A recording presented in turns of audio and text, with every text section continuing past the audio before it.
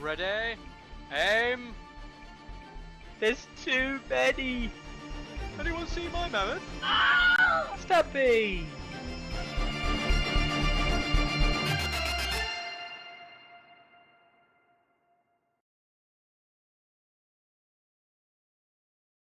Afternoon. Afternoon. Let's hi to everyone, if you're just joining us. Richard's just got his lunch, so we can sit down and chat for a little bit, Richard.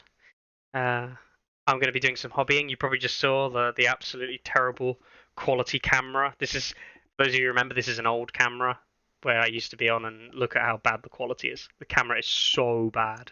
But I have not needed to have a second camera for a long time. So I'm going to be doing some hobbying, and yes, it is that blurry.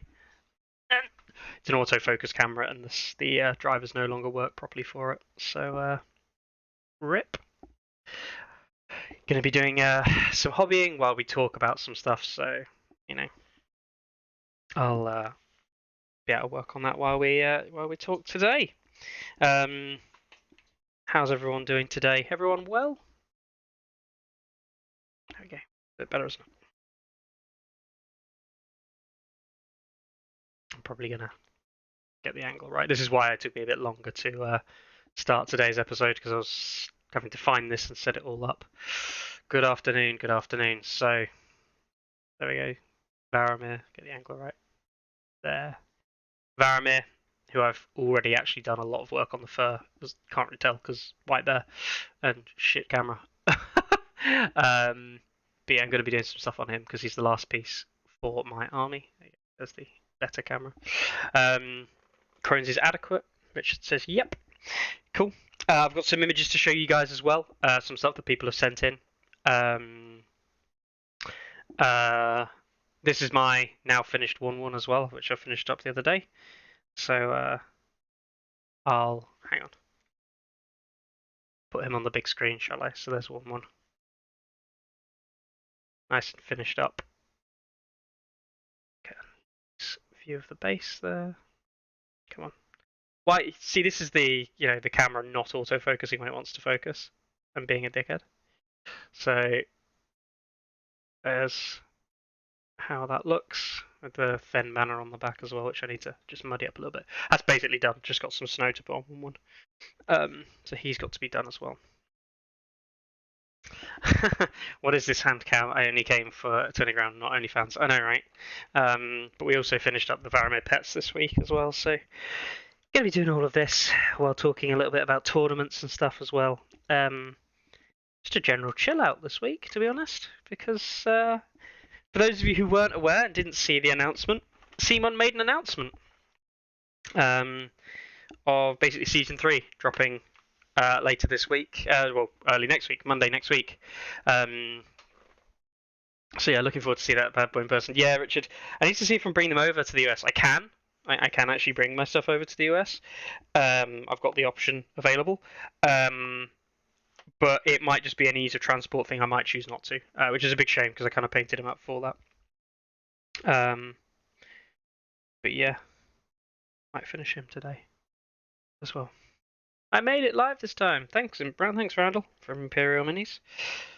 So yeah, that's that one. And then I've got the 2 animals.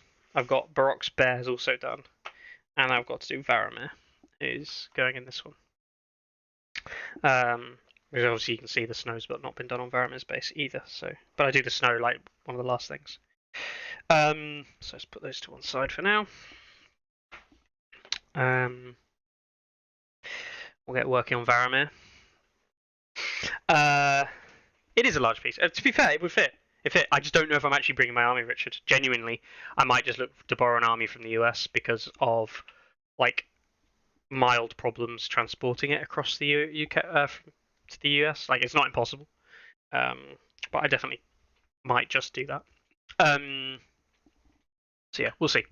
We will see. Yeah. So I mean, let's actually tackle the first piece of news, shall we? First, let's whip up the old CMON website. I've also got a load of other miniatures that people sent me. People sent me loads of minis this week for me to show on stream. So I will probably show those as well. Wow.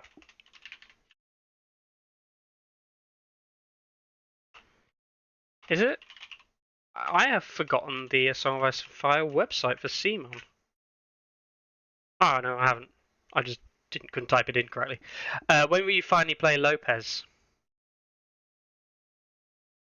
Oh, Lopez Munzo. Never is the never. I will never play this game. Let's see. Yeah, so we're waiting on a score from the opponent, which was a nice old draw. Yeah, alas. This game wasn't played. This was a. I won't go into too much details. This was a test done to help people with some stuff, and it ended up being an absolute nightmare for me, as you can see. This is an ongoing reminder about a problem that Carlo needs to kind of fix, and he chooses not to because he doesn't want to. But yeah. Was contemplating this afternoon, should I try to camp or travel 40 minutes to OGT? Prince Whiskey's keen to camp. I'd camp. It's easier just to be on site. I mean, obviously, like 40 minutes isn't far. And if you're willing to drive, that's fine. But if you want drinks on the Saturday night, like camping is a lot easier. I'd much rather be closer and not have to worry about having to travel myself. We'll see. We'll see what time they let us open. It stays open to anyway this year. It didn't open as late as it did last year. Last year it didn't open as long as it did previous years. Yeah. Hi Tim. Have a good evening. A good day, hopefully. Sorry. So they did a US National Championships update, which I'm not going to run through with everyone, but there were a couple of events. Obviously, I did find it really weird, right? Because they put this update out on the 28th, 28th of July. Look, the US National Championships is happening this weekend. And by the way, you should go and check out all of these qualifiers. 4 of those qualifiers happening the day after or 2 days after this post went out. So, like, if you were going to somewhere on the 29th or 30th, there's a good chance that you weren't going to go or you'd already bought your ticket anyway. So it didn't really work for anything there. Gleb says, where is Neutrals, Heroes 3 and Pit Fighters? Very good question. Where are they? No one knows. They are due out this week, I think, right? Or next couple of weeks. Late August, I think, was the original date, but we haven't seen anything as of those yet.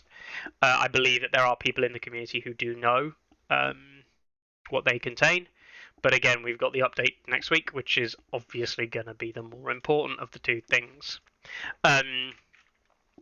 So yeah, that's a thing. Obviously, the update next week. Next Monday, let's whip this open for us. So here we have the image, and I will open the image in a new tab so it loads it fully. But if you don't know the news, seasonal update 3, season or 2021.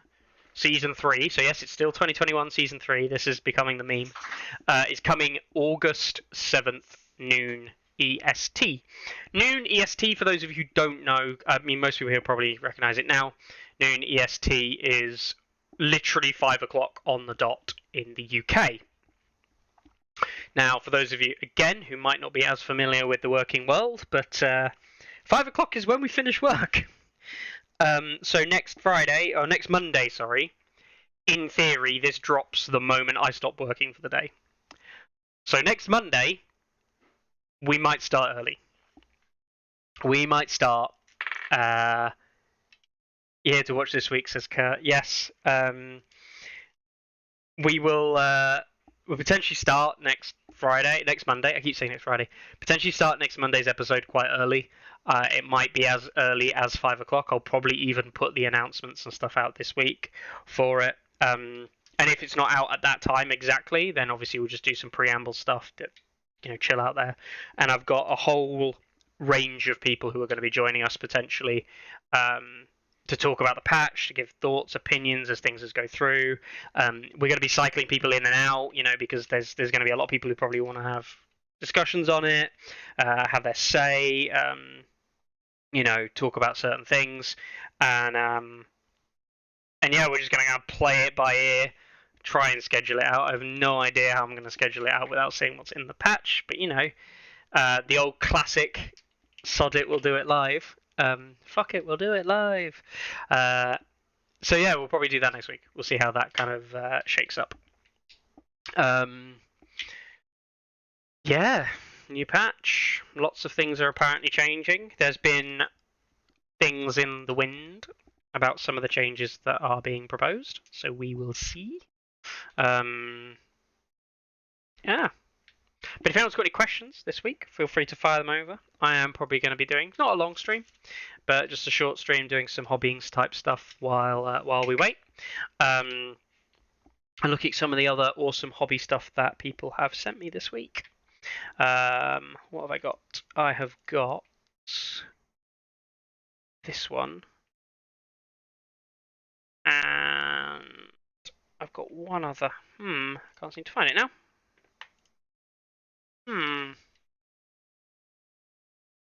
Yeah, I've got all of that. And let's double check. Hang on, it's over here. Right, cool. So yeah, anyone's got questions, fire them away. I can't imagine what your questions might be about. Might be about the game, might be anything else. I don't know why anyone would question me here anyway. There's plenty of other places to talk to me as well. But while I do, I'm going to be painting some stuff. We'll talk about potential things that people might want or not want. Will you guys let me know? So here we are. While you do that, I am going to whip open these bad boys. Pachow. Look at that lovely, lovely Stark army. Look at that. Great. Really, really nice Stark army that's been painted up here. This is actually by a returner. This is actually from someone who's been on the show before. For those eagle-eyed regular viewers, you might recognise the Tully Cavaliers. They've been on the show before. Okay, so Crohn's has got a question. I'll hack that one in a question, Crohn's. Diony Vice. I've probably mispronounced that. Tell me if I'm wrong. Diony Vice. Yeah. Hello there. Hello there. Insert Ewan McGregor meme. Stark buff when? Never. Scander. Never. So yeah, we've got the Tully Cavaliers have been seen before, but these Tully Sworn Shields, which are really nicely done, I have to say, are very much in the style that the Cavaliers were done, but really, really nice paint job on those, and the basing is really tasteful as well. I like the basing on this unit. Terrasada, I'm trying to keep my expectations in check. Good. I could talk at length about my, and I will probably talk at length about my concerns during today's stream. Bog Devil. Sorry, Cranagman Bog Devils. I was going to say Cranagman Skirmishers. They're not. These are the Cranagman Bog Devils now. Really nice. I love the color scheme on this particular army. Brynden, which I think we've seen the Brynden before. Maybe I can't remember. I don't think we saw the Brynden as part of this army, but I think the Brynden had been shown before. Really nice. He's definitely used lighting to his advantage there as well to make that look even better. Cranagman Trackers there in the brown and green rather than like the teal kind of like style that he went for with the Bog Devil. I don't know if I like the brown green combo over the teal green. Let's have a look. So we've got those two, and then we've got that one. I like the teal green, but I do think the brown green does look a little bit more kind of like realistically contrasty. Well done. Tim says a great unit. Yeah. Tim's a good painter, so him saying something's great is going to be good. Marwin is here, and he says it's going to be okay. Marwin, where have you been in my life? Marwin, you've not been in here too long. Good to see you again, Marwin. Let's have a look at these. Start Bowman up next. I really like these. Now, it's really hard. I don't know if you guys can tell on these Stark Bowman. Can kind of. I'll zoom in a little bit further for you. But the cross-hatching on the kind of like sides here, if you guys can see that, that he's done to make it look like patchwork leather type or like patched cloth, I think is a really nice little addition there, because obviously it's not a detail on the Mini, and someone adding that kind of thing is good.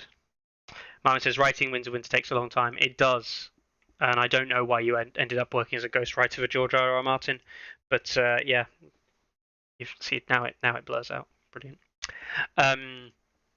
Yeah, it was a mistake you made. Let's have a look at these. Next unit. This is a unit of Stark Sworn Swords, which are conveniently now just called SSS for the people who cheat among us. And of course, that's also, you've got to be very careful, because that also rings kind of like true of something else that's similar. I'm betting on an article tomorrow, says Rampant Rambling. Yes, I'm going to be doing a lot of rampant rambling tonight, by the way. So it seems convenient that you're here taking part in today's stream. And the Tully Cavaliers to finish it off. If those of you who don't remember the Tully Cavaliers, look at those pointed little boys and girls. And oh, I have been sent some more stuff by a favourite of the channel. The banner's really well done. I love the blues. I mean, I'm my favourite colour is blue, right? I love blues and greens. But I'm a big fan of the blues on these Tully Cavaliers. It's really well done. The shading's really nice. The red is lovely. Yeah, so Dion says, love the blue with Starks. A friend of mine does a great blue on Starks as well. Yeah, exactly, yeah. And the pillars on the bases, yeah, really like that. I'm going to go over new changes coming. I wish, Ramza. I'm not going to be going over the new changes today. I am going to be going over them next week, though, Ramza. There will be a long stream next week. And my hand is going to have to act as an unblurring tool. There we go. Boo, says Ramza. I know, if I knew more about the changes, then I would go through them, but I don't know more about them this week. So, GRM does have a team of writers who work for him. Yeah, one of the authors of the Expanse series was George Helper. Yeah. He does have a team of ghostwriters. I know that because he's working like several novels, several different like novel series as well. So yeah, well done. This is all submitted to us from Piojo, who, as I say, has submitted quite a lot of stuff on the channel before. His whole now Stark army, and he painted this up in a theme called Winter is Coming. So this is his Winter is Coming themed Stark army that he's painted up, which is lovely. It really is lovely. So well done, Piojo. It's an absolutely lovely army. Very proud. Big fat 0 from me. Lovely, but it's a 0. Yeah. Ramza, let us know the changes. Yeah, Doomegle's right. If you know the changes, let us know. The question is, I prefer that. The question is, do we get any global rules changes? I refuse to believe you don't know the changes, Mickey, says Marwin. I actually don't. So there is a bugbear I am going to address here, right? There is a genuine concern or a problem, which is a lot of people know the changes. Like, a lot of people know changes that are coming up. Now, they don't necessarily know all the changes, right? They don't know all the changes. They know what the changes may include. And there are a lot of people talking. Like, a lot of people are talking about what the changes might mean and what they might include. But they don't know the specifics, right? And so, because they talk, random people will talk about this and then they share it with other people. So there's a lot of people in the community right now who know what some of the changes are. They do not know what the changes are. And this is the weird thing. Like, they don't know everything. I couldn't tell you what any of the changes are in specifics. But I have been told by multiple people different things. These are all rumours, right? A lot of these people are talking about sources from CMON. And, like, this is a bugbear I'm going to address, which is, I think it's really bad that people know stuff. Like, I think it's really bad that people know stuff. And if they do know stuff, because they should know stuff, because CMON have told them in the right way, CMON have said this is a piece of information you might need or might want to know, then they should keep that to themselves, right? I know that we want to share it and talk about it. Like, I get that.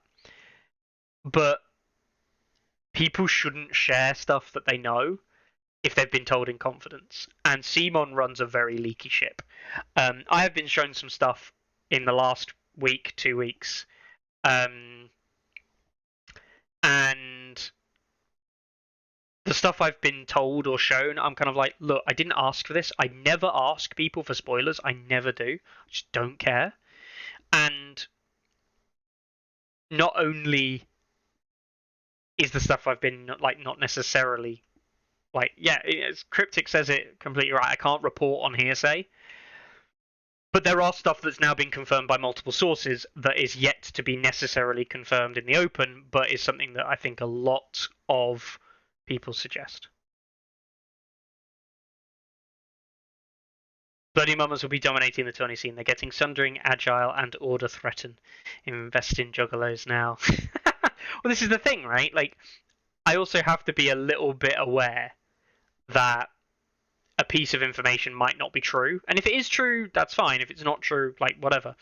But, like, exactly like that, if they are getting all those things, if they're getting Agile, Sundering, and Threaten, they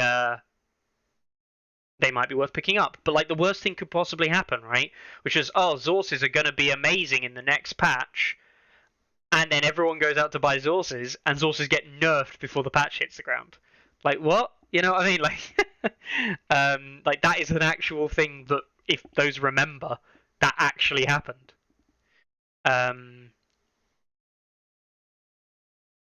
Yeah, we're days away, but literally a week away, right? We're a week away from the main body of stuff information coming out, and I'm going to wait till the main thing. I will address the thing that we do know, right? And there's two things that I've been told. One of which is a rumor, but I believe is happening. And one is a rumor that kind of I think is true. And I'll deal with the first thing first, which is the one I believe might be true but isn't necessarily true. And what I've heard in the grapevine, and this is hearsay, this is rumor, nothing about what I'm about to say is guaranteed set in stone. Okay, I want to preface that right now. People have been saying that there's going to be like nearly 150 changes to cards. Right? I don't know if that was mentioned in a live stream at all by the designers or developers, but that's what people are saying. They're saying that this patch is big, right? It's not a complete overhaul of the whole game, but it's like 150 card change.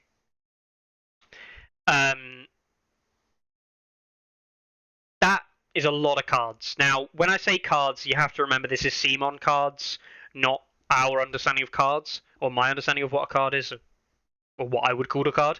So for them, a card change is like, we already know one card change, right? Thorn Watcher being dropped to 3+ in melee.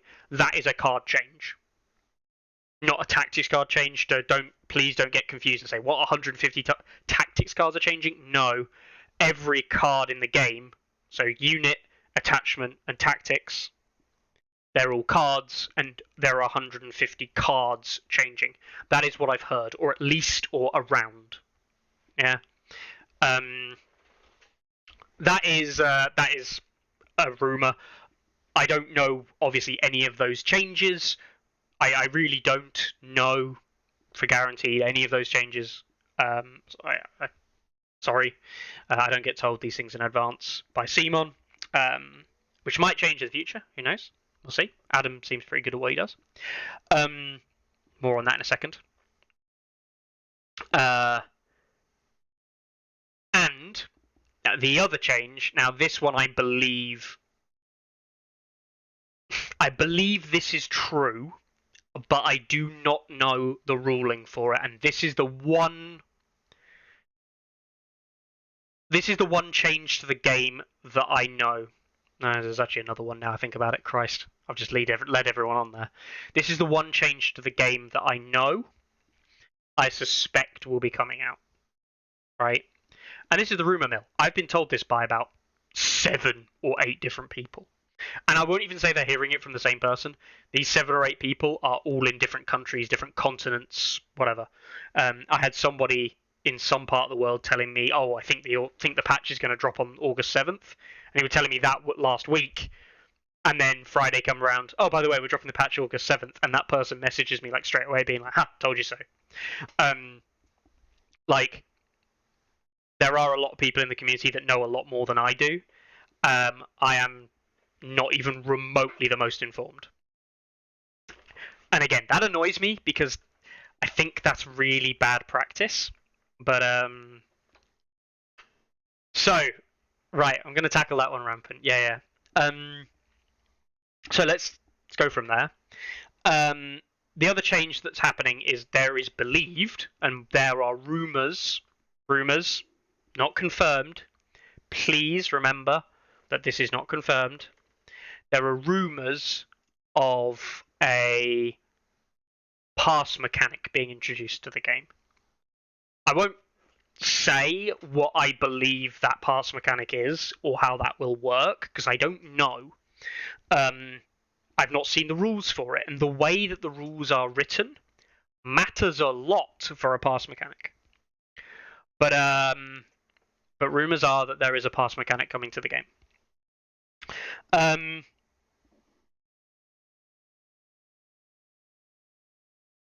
I don't know how I feel about that.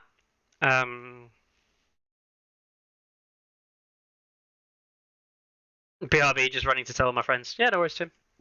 It's alright. Honestly, it doesn't matter. Like, at this point, I am just telling what other random people have told me, and it is really a random selection of people. Posting on the internet, exactly. Go and tell everyone. Apparently, there's a pass mechanic coming out. Now, I don't know that might not be true, right? That could be so untrue. But does that address the problem that people have had with high activations? And as a free folk player, that scares me. I mean, I play a lot of free folk as well. I mean, if Vicious changed to being -1 instead of -2, for example, that alone would be like 40 plus cards by itself. Yeah, exactly, Post. Yeah, exactly. So, like, even a small change. Although they wouldn't change that on the card, because now that Vicious is a keyword, I think they just changed the rule book. And then it'd say, look, Vicious has now changed, which means all the cards of Vicious have changed. I mean, technically. Time to click the stream to remove any reference of rumours. I know, right? Or else 5 activation Night's Watch is going to murder everyone, lol. No, it doesn't. So the pass mechanic scares me a little bit. Because I can't judge everything in context. I can only judge things, and I want to make this abundantly clear. I can only judge things from the context that I have at the moment. We talk about modern context versus historical context. We judge people today by by the moral. We judge people in the past by the morals of today, which is not really fair. They were good people back then, but they did morally grey things, whatever, right? You have to judge people by the morals of the now. The morals that we have today might not be as good as the morals we have in 10 years. It's hard to judge historical characters from today's mindset and standpoint. Right. That's just a generalization. I'm not really going to go into that topic, but this is the point. It's the same kind of thing. It's the context of today.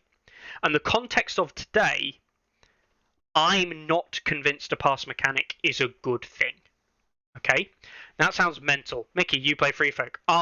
You're just saying that because Free Folk are broken and you want to play more Free Folk. No. I actually have never believed a pass mechanic is the solution to the problem.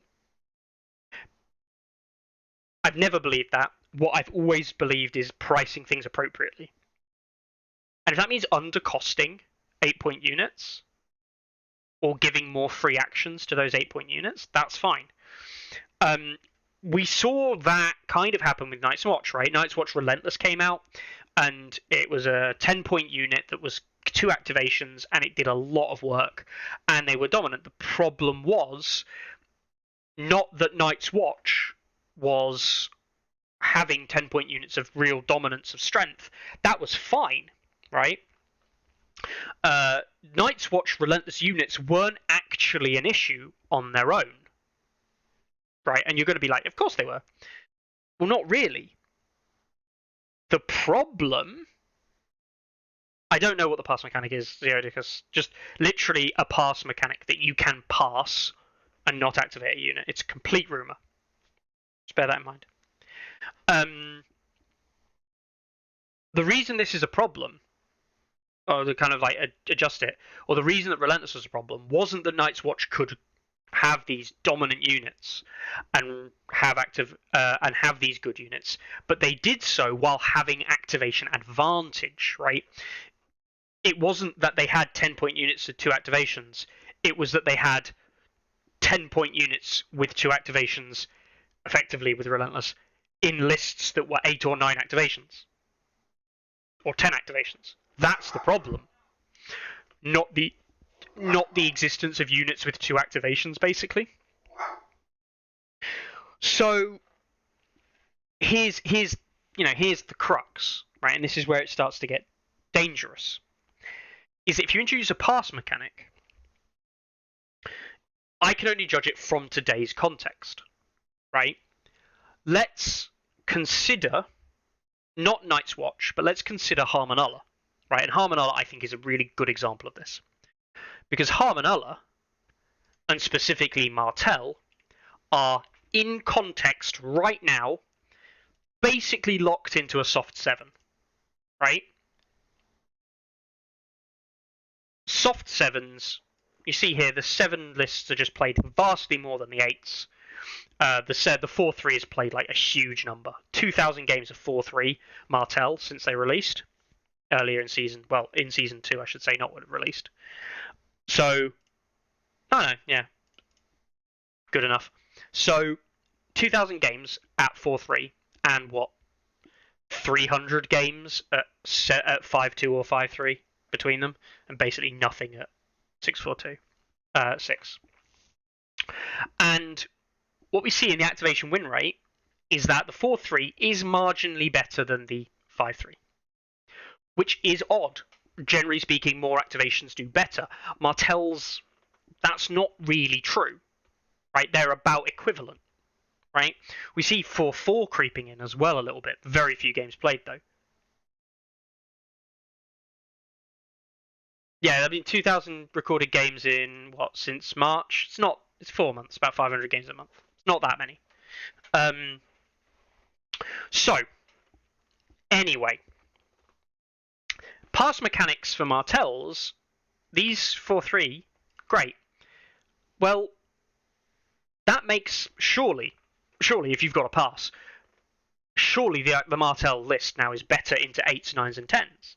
Surely, that must be the whole point of the pass mechanic, is to tackle out activation being stronger, right? I think, without knowing anything about the pass mechanic, I just want to make this abundantly clear. I don't know anything about the pass mechanic, but because it's not written down, I haven't read the words. If the pass mechanic exists, it has to be surely there to tackle activation advantage. If they're trying to tackle activation advantage, what are they doing about the factions that are already performing at a low activation count? So how do Martels, who are already performing at a good level at 7, into 8s, 9s, 10s across the whole field, they're performing well. Well, if they now just get passes extra, 1 a game, 2 a game, 3 a game, 4 a game, I don't know, 1 a round, 2 a round, I don't know.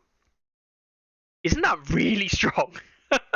Like, isn't that just going to push them up to the level of, like, unbelievable strength? I think it does, right? I think it does. That's a concern. That's a concern for me. And that's where, if you look at Harmonulla, it gets pushed even further, right? Harmonella, by the way, has been sat at the top of the commander rankings now for a while. He is now 30 points clear of Varamir 6 skins. Yeah, Free Folk have had a bit of a drop. Free Folk aren't winning as many games as they used to. People have found counters. People are beating the traditional Free Folk strength lists. With the likes of Jon Snow, who's creeping up the rankings. We see Eldon coming back up. We've got Roose near the top here now. Marcel and Ramsey's even up here. You know, yes, Varamir is strong. I still think Varamir is very strong. But Varamir is sub 100. Right? The boogeyman of the meta is sub 100.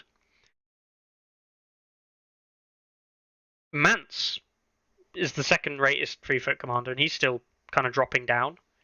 Steer is the actual second rated commander, probably. And he's only just above Jon Snow now.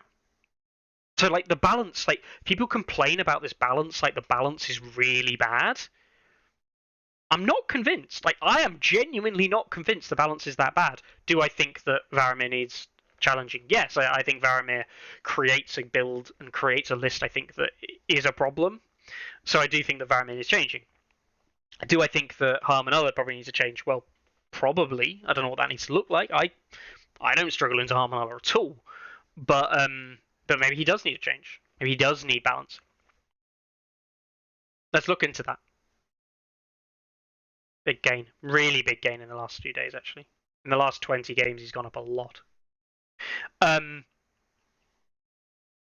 He's recording a circa 60% win rate now. Harmonella's nearly always played at 7. He has a 60% win rate at 7 activations. If he gets a pass mechanic to add to his skill set, allowing him to then better face off into 8s and 9s, this is going to be unpleasant.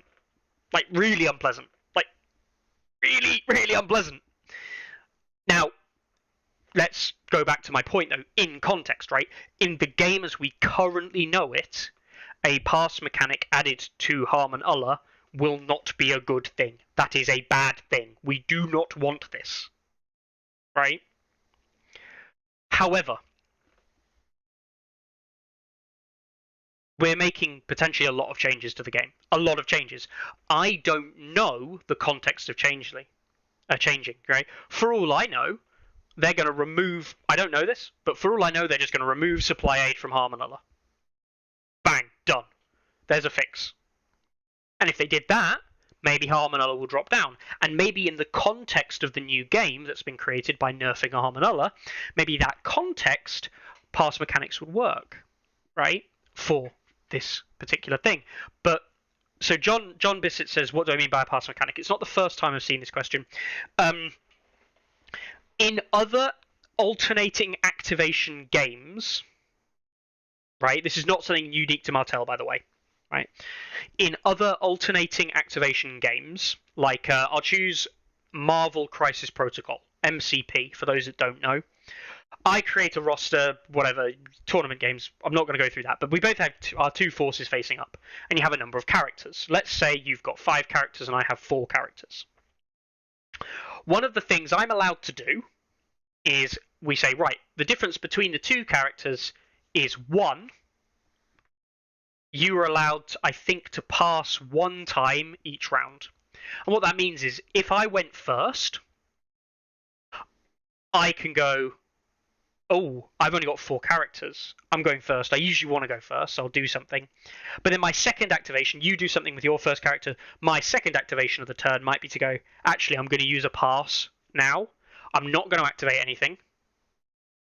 And my 1 pass for the round, like even up the activations, is now been used. So then you would activate your second thing. You don't have passes because you've got more. Then it comes back to me. Then it goes back to you. And then we alternate finishing the round. So it's like, think of it in terms of numbers. So 1 being 1, 2, 3, 4, 5 being the activation numbers. My 1, your 1. My pass, your 2. My 2, your 3. My 3, your 4. My 4, your 5. And you have 5, and I have 4 activations. So, And Dion Weiss says, I hate passing in Marvel Crisis Protocol really allows tool lists with big, dumb characters like Malekith or Thanos to steamroll players very easily without much skill. And yeah, for those of you who don't know, in MCP, when Malekith was released, Malekith did like turn the tournament scene on its head, basically. He was broken, basically. And basically, like literally everyone went to an event with Malekith in their roster. Now, the way that MCP works is you don't create a list. In case people don't know MCP, you take a roster of characters, and then you build a list from that roster for each game you play. And a lot of people basically there's basically within their roster of characters, they generally have two lists within that, but they can alternate. They can do other things. So yeah, that's MCP. And that's the way the passing mechanic works in MCP. Malekith the Dark Elf. It's Malekith. I don't know. It's not Malekith the Dark Elf. I'd have to find it. I don't think it might not even be Malekith. No, it is. It is Malekith. If you've never seen the model for Malekith, by the way, I'll load it up on screen. And I know this isn't related to Song of Ice and Fire, but I do think it's prescient to talk about the cast mechanics. That's the model for Malekith.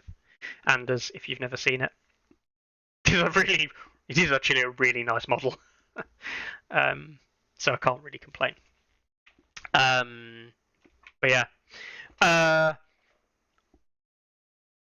So yeah, like, yeah, he was the villain in Dark Thor World. Yeah, exactly.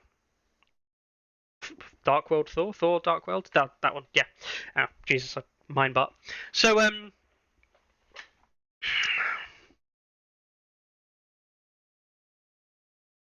So we don't know. I don't know what the rule looks like. I don't know how the rumors fit in. I don't know, right? I'm not going to speculate it on any further. But all I'm simply going to say is that a across the board rule change introducing something like a pass mechanic is not the solution alone. If they're coming with other parts to that puzzle, like a nerf to Harmonulla, right? If they're coming along with buffs to other commanders to bring them up to Harmonulla's level, that's also fine, right? We don't have to nerf Ulla. We can buff other things in the game. That's okay. And they do talk about doing buffs, so that is something I think we should expect. The whole idea of the patch was buffing characters up, and buffing things up. So if they're bringing them up to that level, that's less of a concern. Yeah, this is not at all what I want to talk about. No, it's not. But hey, it is what it is. This is why I ramble, right? Rampant rambling. But yeah, so that's one change that's coming that I believe. I don't know what it looks like. I have no idea if they're even implementing that. That is a rumor. So I just want to add, and I'll preface this before anyone goes away and talks about it. There is supposedly a pass rule coming, but it has not been confirmed. If it isn't in the patch, please don't hate me. It's something I've been told by multiple people, multiple sources. It is not something we have confirmed. We will find out next week, right? Yeah. So, pass mechanics of any kind actually has pretty implications of list building. No, changes incentive. Yeah, pass mechanics do change the way you build lists massively. Yeah.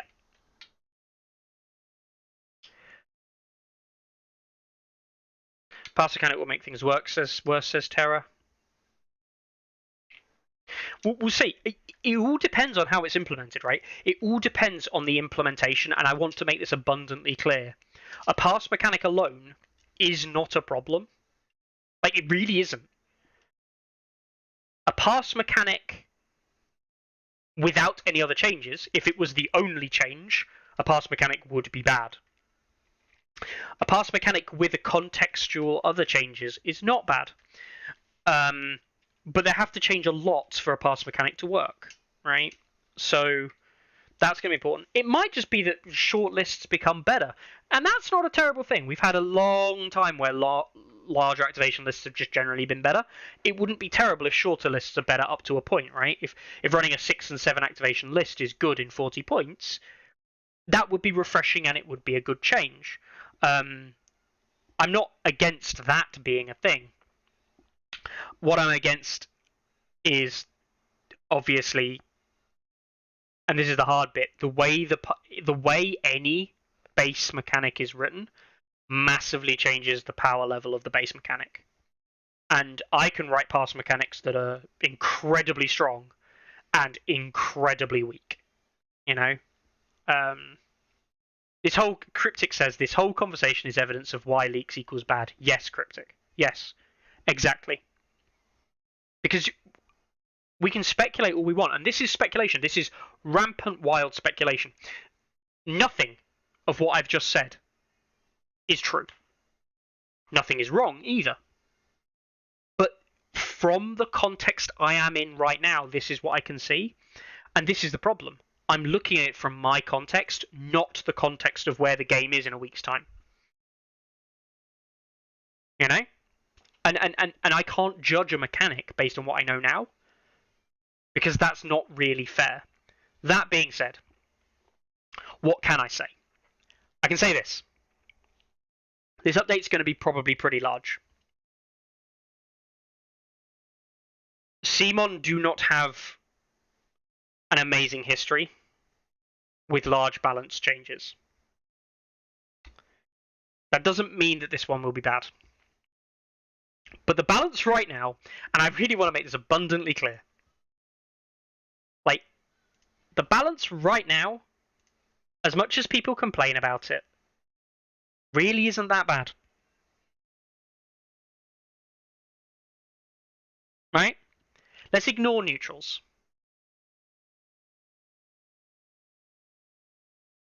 Right now, the difference between the top and the bottom is 52 ranking points. Now, I know that doesn't tell you the whole thing when you look at commanders, right? But faction-wise, they're really not that far. Like, they're really not that far. Is Free Folk have been coming down.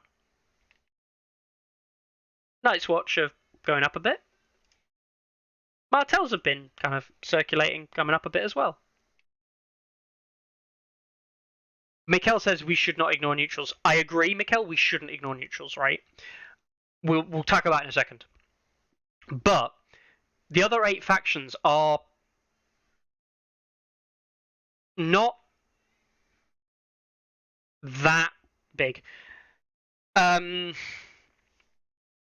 large was it during Offal Gunline, says Anders.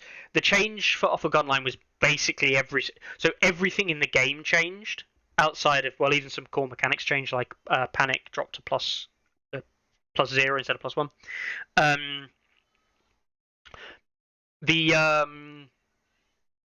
The mechanic as a whole, though, the game as a whole, basically everything in the game changed. Everything in the game changed, and it led to Mother of Dragons and Offal being dominant, and Free Folk cleaning up everyone. Like, it was, you were Offal, or you were Mother of Dragons, and you beat everyone. And had some matchups where it was harder or more difficult here and there, like Final Strike Baratheons could kind of annoy dragons. But basically, it was a battle between Offal and dragons. And then Free Folk coexisted in that, and went, Free Folk will just shit on everybody that isn't Offal or dragons. Dragons, they could beat, and Offal, it was just, well, we saw it happen in a final, but basically it was just, I'm going to deploy 1 million raiders and see the game. How big was the gap?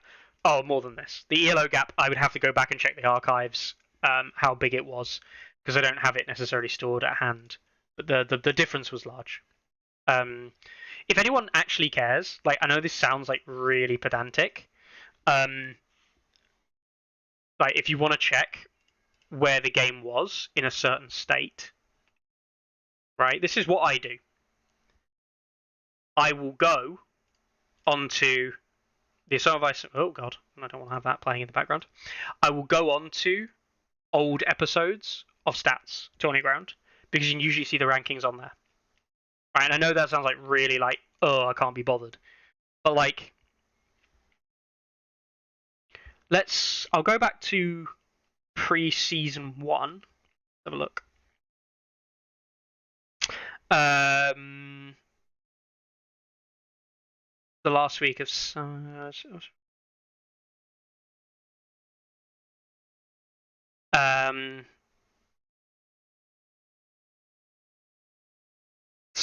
I'm trying to think when it was. Sorry, I'm negating chat at the moment while I'm trying to look for it. Right, so season 2021, a review. Right. A finish update. So 25 years in waiting is when we had Timu on. This is episode 80. Yeah, go to old episodes and check the algorithms. That's what I'm telling you all to do. Let's have a little look at where the balance is. I'm literally looking for like... Oh, randomly. That is exactly the episode. I'm not going to use that episode because use episode 79 because episode 80 is actually when the balance patch got released, which is probably not the best time to check. So I do have a load of graphs and stuff from that period as well. Investigative work. Right. Hang on, where are we? Go.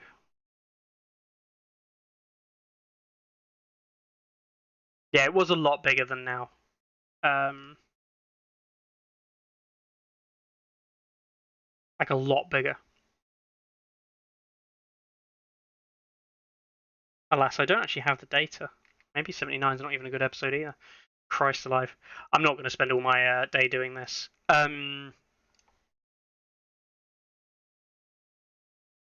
But yeah. It was like 100. Like, it was more like 100 at least, if not more. If we ignore neutrals for a second, and I know we can't ignore neutrals, I'm aware of that. But we'll come on to the whole neutral discussion afterwards, right? Because the neutrals discussion is difficult, right? Because neutrals alone is not... Neutrals alone aren't indicative of a full faction, right? And by that I mean, because everyone can take neutrals, neutrals are always going to have a weird kind of place in the balance. That doesn't mean neutrals can't be fixed. That doesn't mean that neutrals don't have a home and shouldn't be considered. But it's very hard to consider neutrals as the game currently stands. Because by definition, they simply have less to pick from, right? And the neutral deck is really the only difference. And the neutral deck isn't really enough on its own. Neutrals are not a faction. Yeah, we joke. We completely joke. But they basically aren't a faction. Right? They are literally a faction that you can play. But it's very hard to consider them as a faction in that regard.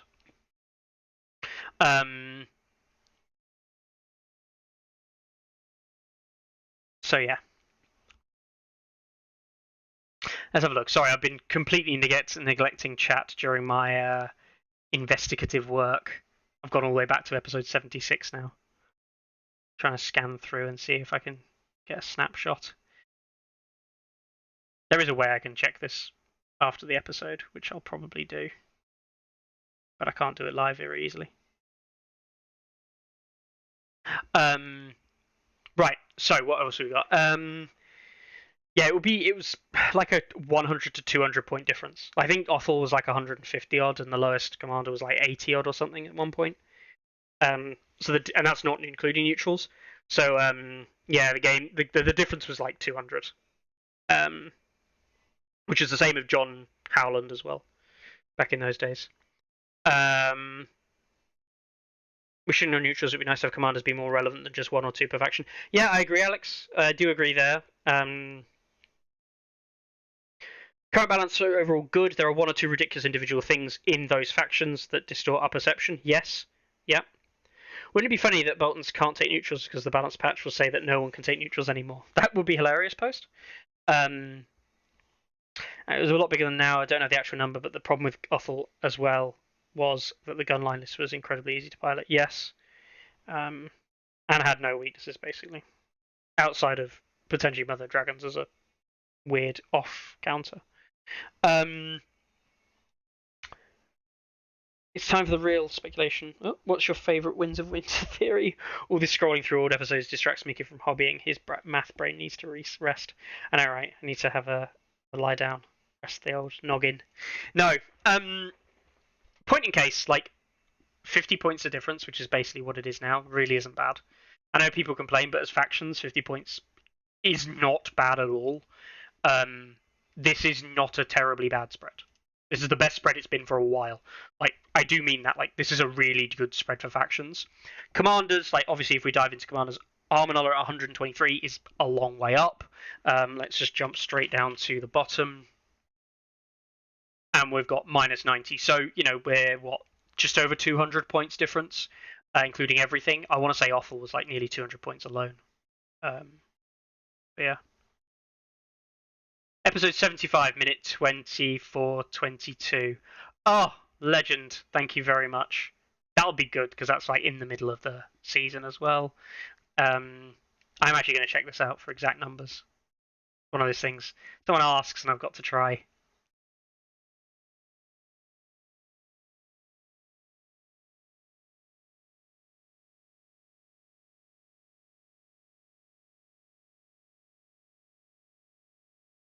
We can hear Carlo saying that Night's Watch are criminally underrated.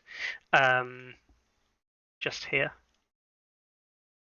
But I won't make you listen to Carlo's sultry tones. But yeah, so you see here that Targs are up at 37, call it. We can even see, without being able to see the rest, I don't know if it'll show the rest. I can't remember if we dive into it or not. No. I mean, this is the old graph. People don't remember the old graph. Those are the old data graphs. Look at that. Targ yellow. And rating. How's the hobbying going? Says poorly. The hobbying is going very poorly. Yeah. Right. Anyway, those are things that are happening. We'll see how it kind of comes up.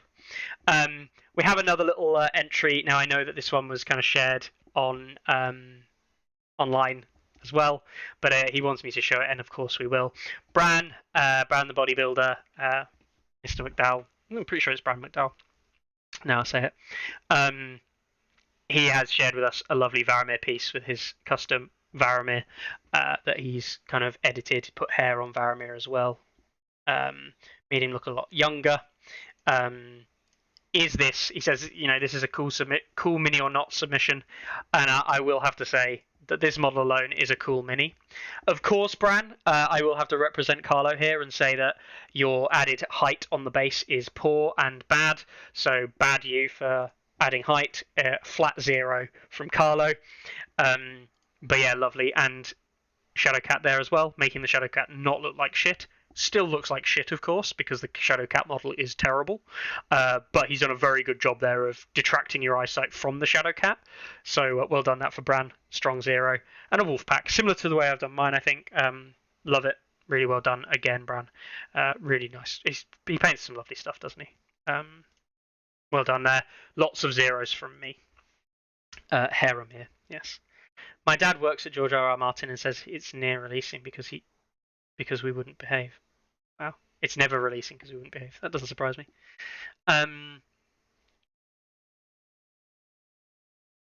What else have we got? Modelling for advantage, clearly. Yeah, exactly. Rolling a 1 on the charge always feels so bad. With the new update, do you think they'll ever change the rule to force the player to pick between losing tactics cards or charge bonus, as opposed to both? I generally am in favour of there being more things that allow charge rerolls that aren't locked behind like attachments that are just generally terrible, or like other conditions. Like the Stark control horses for charge reroll on a tactics card kicker is like fine, um, but that's a one-off charge, right?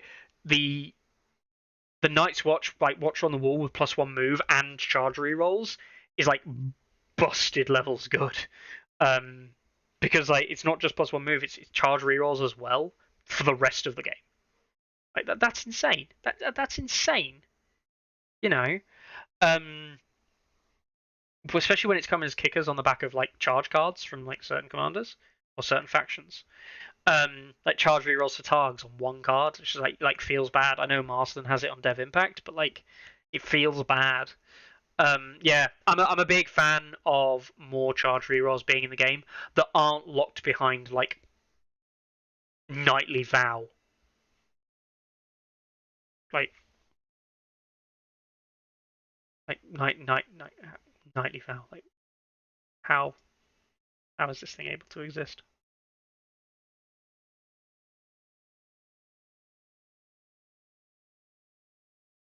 When after deployment you target an enemy and you only get charge rerolls against that enemy. Like that's just not that good. So yeah. Would you just get rid of the tactics card part? Losing the rerolls is fine. Losing your whole ability to play cards can completely destroy a really well played tactics. Yeah, but like the problem is that like the onus is already kind of on the attacker in this game. It's weird. You don't want to attack. Attacking is bad, but the onus is already on the attacker in that all the advantage is yours, generally speaking, against a lot of factions. So having a way that stops guaranteed cards and stuff is a good thing. Like disorderly charges are a good thing for the game.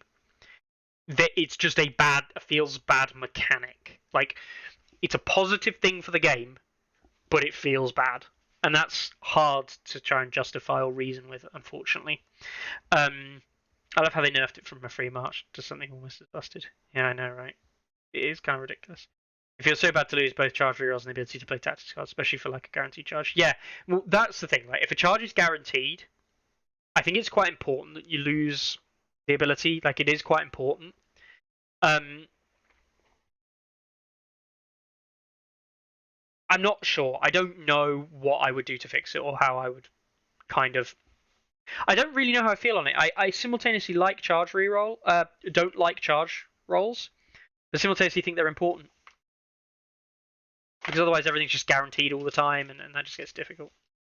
Dang, an hour late, what'd you miss? Well, apparently an hour of me hobbying, and by I mean an hour of me hobbying, I mean an hour of me doing no hobbying whatsoever, and just talking about some stuff. Neutrals on -37 on minute 53, 54, and Brathians are -42. Yeah, so like -42 to, what was it, 40 at the top end? And we said still at that point that Night's Watch was criminally underrated in Othel's era. It was ridiculously underrated in Othel's era. Othel was leagues ahead of everyone else in the rankings. But like -42 to 40 is a spread of 80. So right now, the balance in the game, and this is approximations, right? I can't like snapshot right now to snapshot then is not the same thing.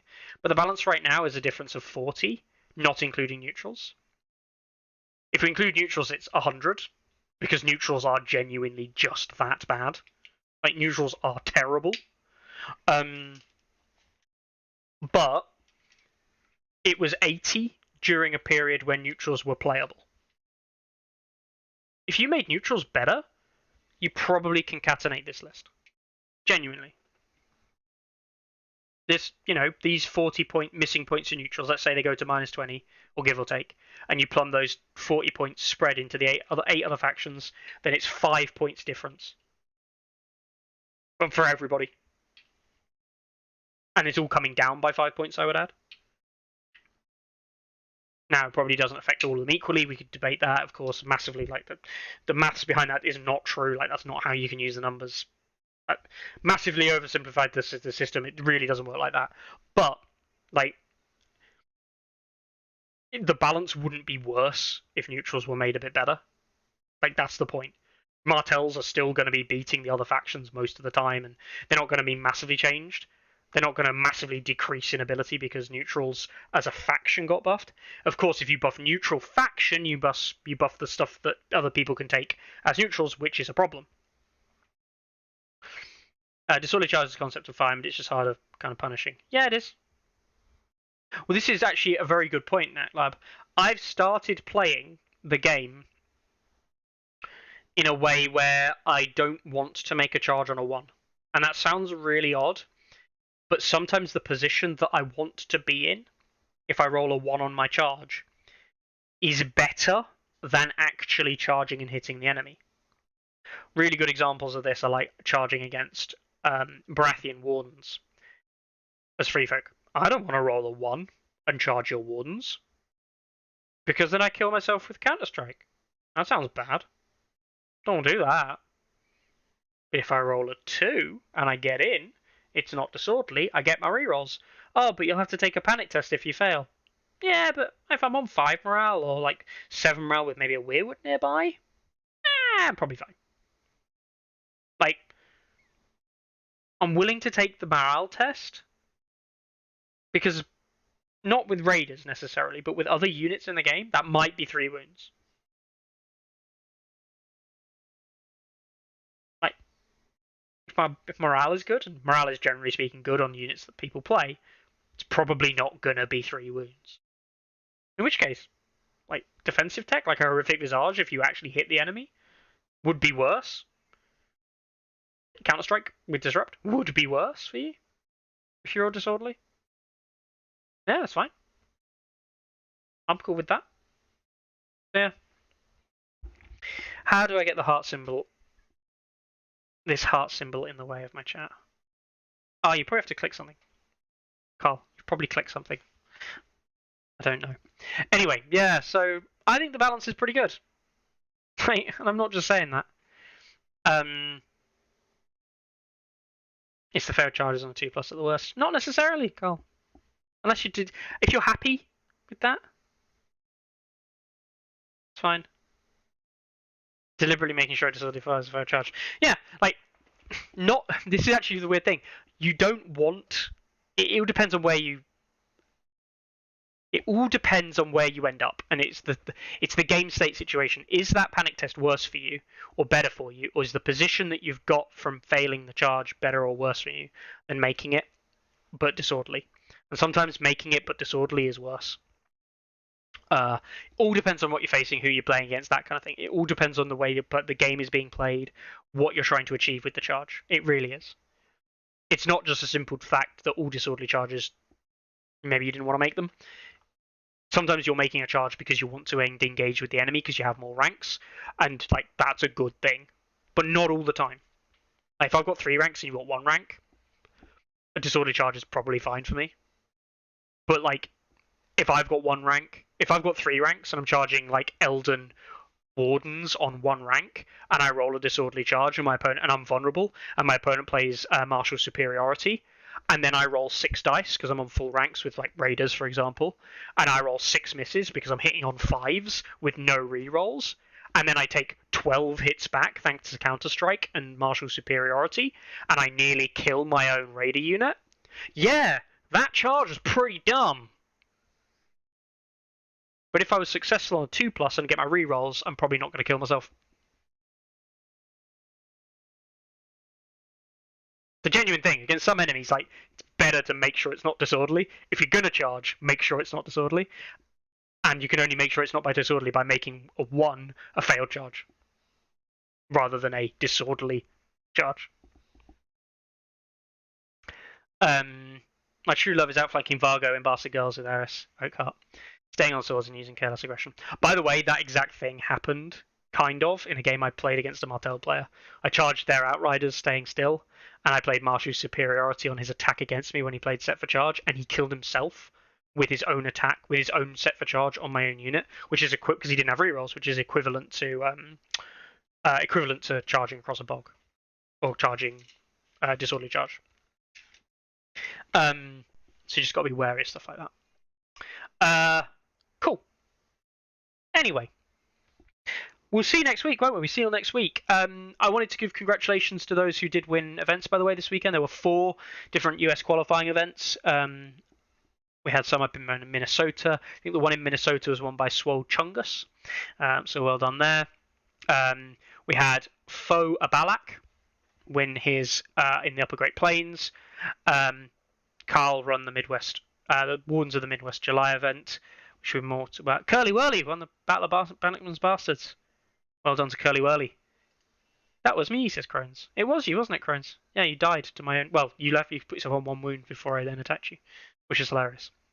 So yeah, well done to all the winners of the last week.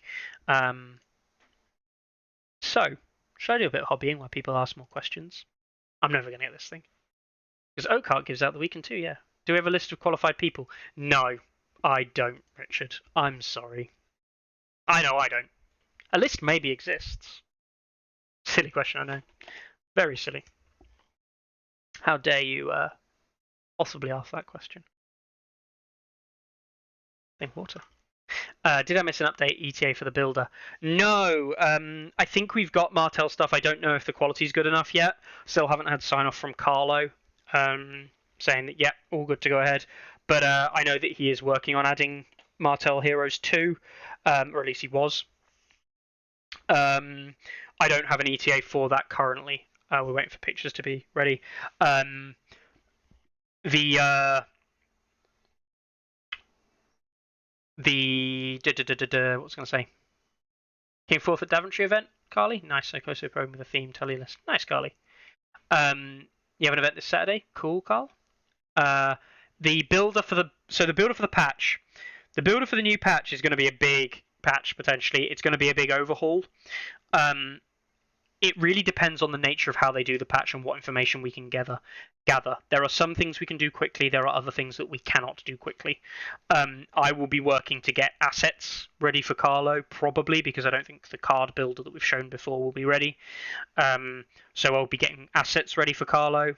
But points changes and a lot of other changes to the game might mean that the builder needs a rebuild.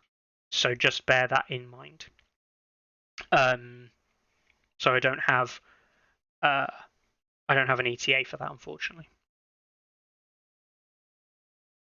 Yeah, no, we're at an event this Saturday as well, Carl. We're playing in Leeds at the Leeds event, which if anyone is still not like going in the UK and you can't, you've got nothing else better to do this weekend, why don't you come down to the Leeds GT, come down to the circuit event, and come and enjoy yourself over 2 days of games playing Some Ice and Fire.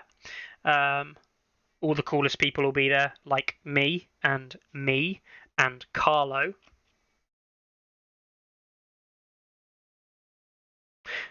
Iskander says the data entry will be horrible if there's tons of changes. Oh yeah, boy. Don't you know it? And before anyone asks, will we reset? I can't even say before anyone asks. Someone's already asked. Someone asked on Friday when the new patch was announced. Will we be... This is the last circuit before GT, yes. Will we be resetting the data, and will Carlo reset the data on stats? I haven't had a long conversation with him. I don't know. Everyone here should know that it is Carlo's decision. Long story short, I don't know. From what we kind of believe, and if the things that we've discussed today do come true, then I do think that we will probably see... We may see a reset on the data. That currently isn't set in stone and is not guaranteed. Just bear that in mind, all right? Just bear that in mind. It is not guaranteed. So maybe.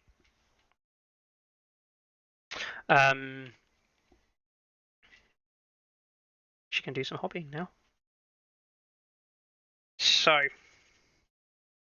one last thing to finish on this guy's fur before I finish him off. Am I giving Varamir a tactical rock? No, I'm not. I'll show you Varamir's base in a second. Just adding a little bit of white highlight to a bit of a dry brush to the back and to the front neck area. Can't really tell very easily, but he's actually slightly yellowed, like a bone white yellow, because polar bears aren't white, contrary to popular belief. Are you and Carla going to play the new Legions Imperialis? Probably not. I don't have enough time to get into a good another game really that much.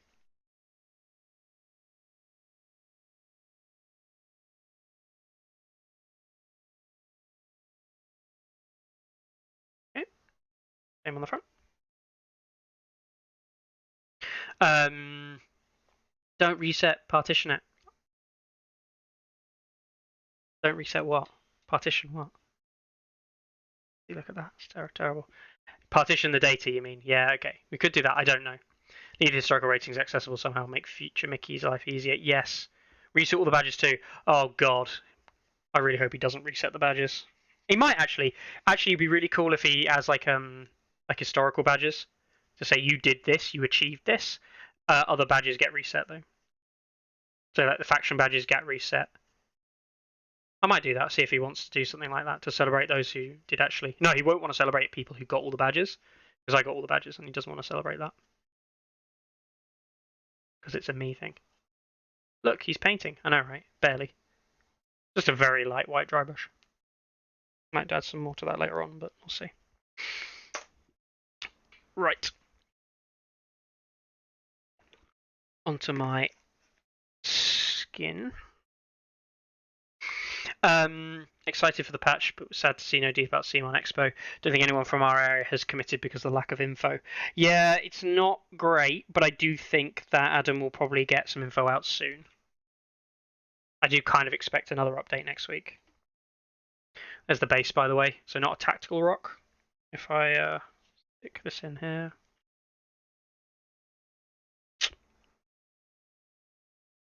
It looks like there's fog in your house. No, it's the camera, mate. It's the camera's just really bad quality.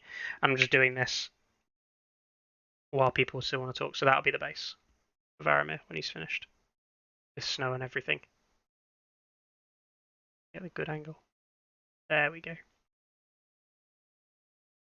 So that'll be that. We've got the wolves already done. There's the wolf pack. Oop, there we go.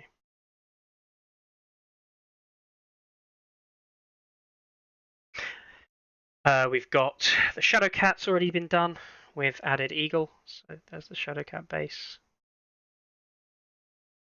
See the height there.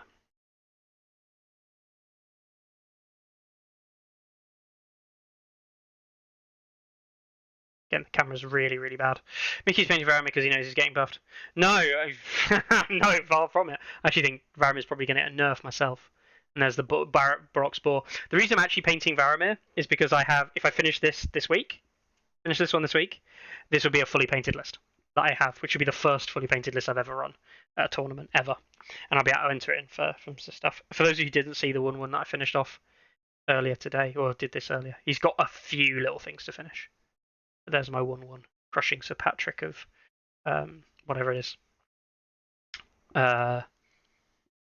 I've yet to see someone diorama the cat being in the shadows. I know, right? Oh, look, the camera's actually trying to focus now. It might get it.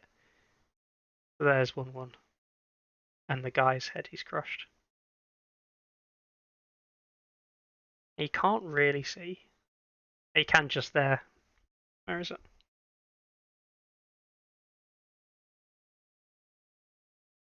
Just here. There's some little blood spurts as well. I added that. Then getting into doing a load of other different hobbying stuff. Things using like Uhu glue and stuff like that to generate the stuff. There we go. Oh my god, this is terrible. I can't do this for long because I'm trying to do off the picture rather than what the camera can see. It's really bad. Born beneath a bleeding star. So yeah. Please tell me it's a Ranger Hunter model. It's not.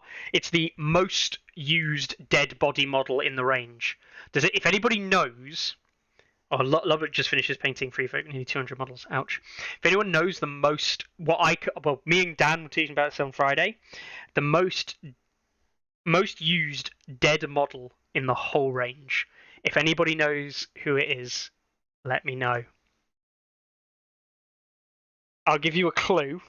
It's from Baratheons. It's a Baratheon model. If anyone knows the model. From the Guardsman from the 2-player starter, no. No, the Baratheon model, I'll let people try and guess what Baratheon model is the most abused one. It's a Baratheon attachment box model.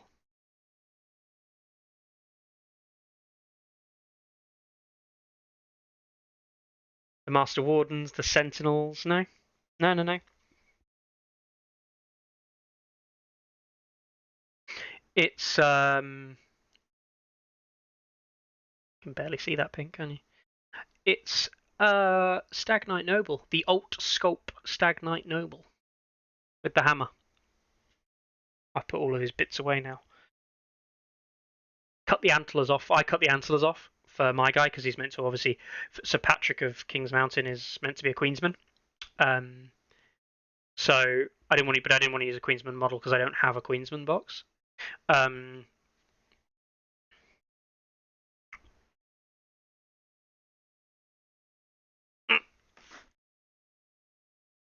It was a mistake to put that box right at the bottom of the pile, wasn't it?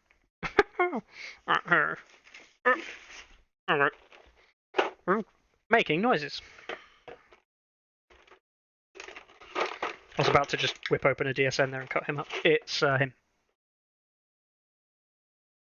That is the model that I've chopped up, so you can see the cloak. Oh my god, you can't see the cloak because this camera's so bad. That cloak. There we go. That's the one that is being used. He's dual wielding a big sledgehammer in the barrow attachment box. I also cut up a Master Warden for the shield, but because I don't like those Master Warden models particularly, and I don't own a Baratheon army, so I just cut them up and use them.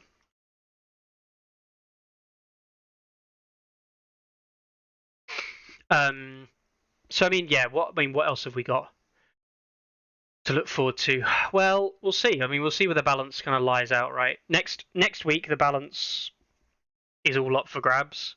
There could be loads of changes. There could be basically none. We will see. I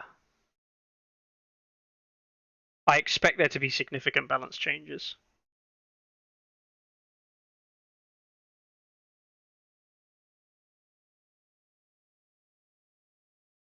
Yeah, Guardsmen do get you some corpse piles, of course. That's true. I do forget that.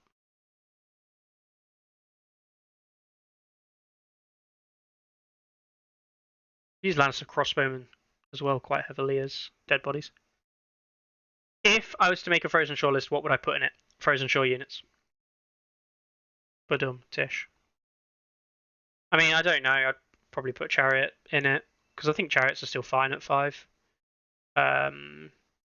I think Bears are fine at 5. I think Great Walrus in Thens makes a lot of sense. You could, of course, put him in Follows a Bone or something as well if you wanted to. But I think in Fens makes sense. Maybe he's a unit of Hunters. But I mean, if I'm going to go to 8 acts because I'm a free folk rest. I'm going to run to 8 acts, so I'm going to run at least 1 or 2 units of Raiders, maybe. Val, obviously. And then debate over Steer and your Grit. And then Cruster.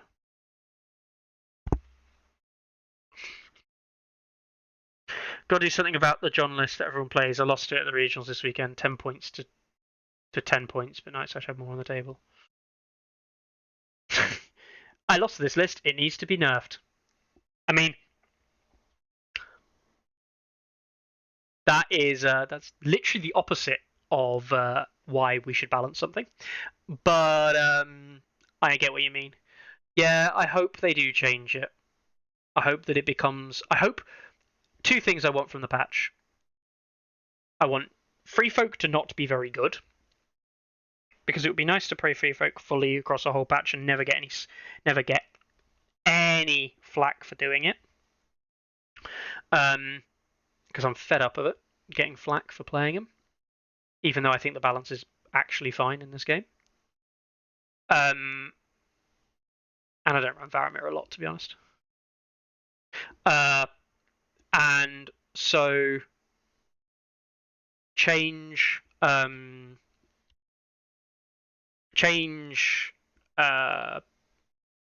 Free Folk to be not dominant, and change Night's Watch to be not dominant. If Night's Watch and Free Folk aren't in the top 3 factions, I think the patch is going to be a successful patch. And I say that because, you know, people say, oh, but historically matters. Like Night's Watch and Free Folk have been in the top 3 of factions, with, you know, various ones taking the lead for 2021 season 1 and season 2. So as a result, I think that both those 2 factions need to not be at the top for the sake of the game health. And if people complain, oh, but they nerfed them too hard, but like, maybe don't nerf them, bring the other stuff above and beyond. There's a couple of changes, nerfs that need to be made, definitely. But the other factions being stronger for a while is not a bad thing. Greyjoys to the moon, I know. I'm sat here as someone who's running Greyjoys as their second army, and I'm kind of excited there, but like, I'm always excited about trying new things, but I'm not excited if the balance is worse, right? If the balance ends up being worse, then all the changes are, like, they're not good. This actually leads me into wild speculation. Do you want wild speculation time? Anyone want some absolutely mentally wild speculation? He has basically no skin on Varamir, which is kind of crazy. Do the face on the bear. We'll go for a very bright pink and then actually kind of bring it down with washes and stuff over the course of the paint job.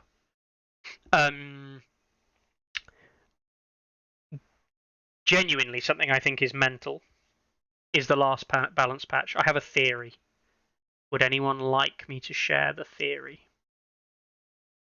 I won't share it unless anyone says yes. Otherwise, it'll be my little theory. Just like My Little Pony or My Little Varamir. He's pinky mouth now. By the way, I'm a very bad painter in terms of like keeping in the lines. Incredibly messy. I just hope that Agrax at the end generally masks most of it.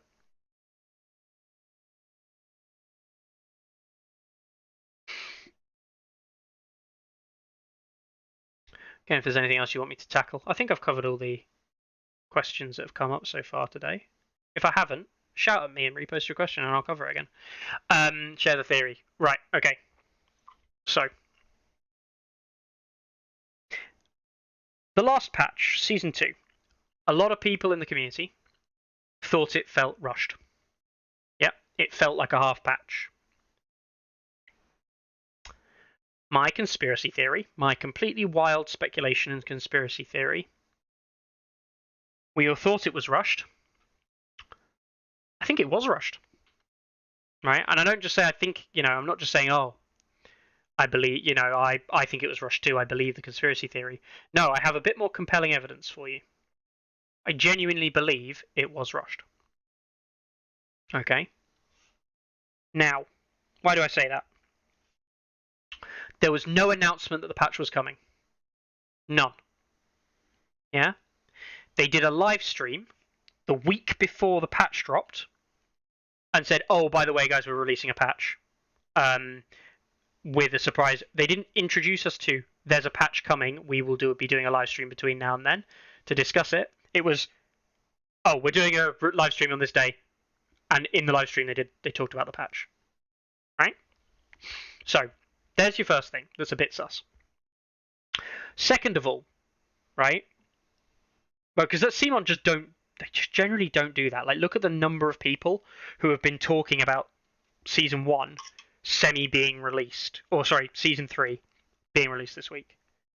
Tons of people were speculating and guessing that this was coming, right? So, there's speculation number 1. Speculation number 2. Michael Chanel, who is present on every single live stream, was not present on this one. He might have been doing something else. Yeah, highly likely he was. There is no possible way that they booked it in advance with warning at a time where Michael Schnall wouldn't be available. That will be the first time they've ever done that. They've never done that ever. So it feels like it was a conscious choice that they had to put it on that day to try and get it in. So, rampant speculation. Adam, who had been sorting out distribution error issues, had noticed that there was clamoring for a patch and had basically said, look, we need to get something out for the community. And then they worked on it. And the reason it felt rushed is because it was rushed. It was something that was produced to a deadline that couldn't go through the whole circle of changes, and they released something that was half-arsed. As a result, the patch comes out and it feels half-arsed. Because basically it had to be. There we go. That's Adam's input. And this is why we've now got this happening now. Is this was the patch they were working on before Adam stepped into his role and really took command of it. But they realized, or they basically kind of told, you have to release a patch now. And so they had to emergency patch the game. And Season 2 has acted as the emergency patch.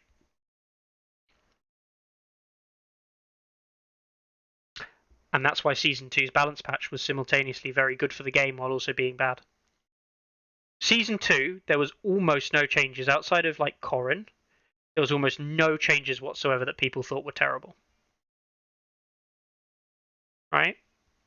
Maybe missed things, that kind of stuff. But no actual bad changes.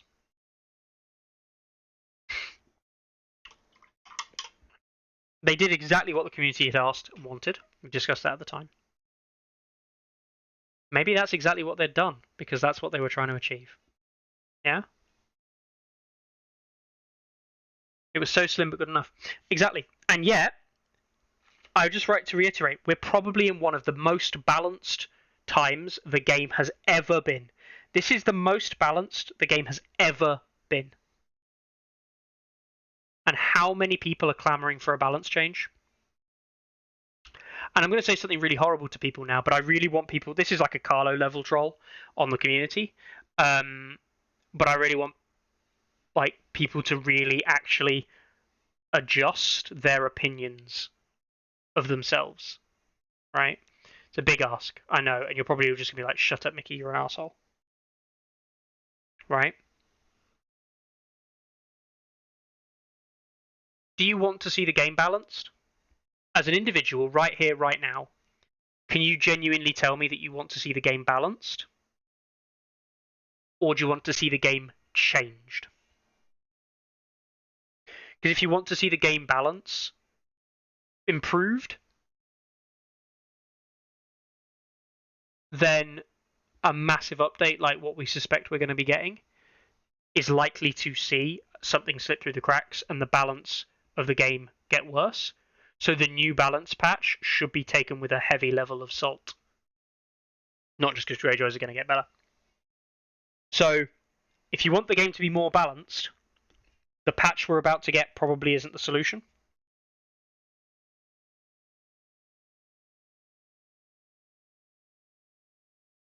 If you want the game to change more, so there are different things at the top and you can play different units, then this might be the balance patch for you. Is my guess. I don't know anything about it. I keep reiterating this, but I really don't know enough about it. And that's where, yeah, exactly as Yodicus, this actually really sums something up. People don't want the game to be balanced. What they want is they want new things. Everyone's always clamoring after the new, not what exists. And I think that's really unhealthy. And I really want people to challenge that with themselves, within the people they talk to, within the communities they go to. Because if all you want is change, like literally all you ever want is change, you want the changes to be positive, but you don't actually want a balanced game. And yes, you can want changes and balance, but changes and balance, which is what me and Carlo want, means less changes or less severity of change, more small, subtle change. You want internal balance to be better, says Deon Device. Yeah, exactly. Internal balance changing means don't change much. Brings things up slowly. Take a commander, analyze it, fix it. Take a unit, analyze it, fix it. Right? Bring it up. Because individual changes is what will make, the Halberdiers change was a massive change. Brought them up. The proposed Tywin change will probably bring up Tywin, at least a small amount.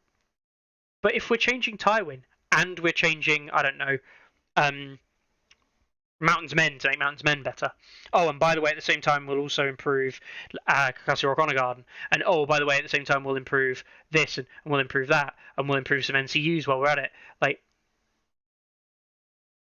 all of those changes will improve Lannister as a whole, not fix internal balances. But some commanders use those things better than others. Generally better commanders. So you're not fixing the game, you're not necessarily fixing internal balance, you're just making the faction stronger. And that's the trade-off problem. Right? That is the trade-off problem. Excuse me while I let the dog out the back door. Or at least she was here a second ago. I'll open the back door, get some fresh air in for 5 minutes. So yeah. Right, what people are saying, preach. Yeah, okay. I still think the Hardened and Warcry nerf were not really needed and hit Starks too hard, but all in all, it was a good patch. Yeah, maybe. Maybe Starks relied on those things too much. People will always clamour for change in war games, even when it's a balance as it is. Yeah, exactly. Small changes more often instead of few changes, but rarely. Yep. You need the wheel of change to be moving always. The game will die if you stop it. Yeah, you always need change. This is true. But changes can come through a variety of ways. Like, change doesn't have to be changes. It can come through new releases. It can come through content, right? One of the things that has a lot... This game misses.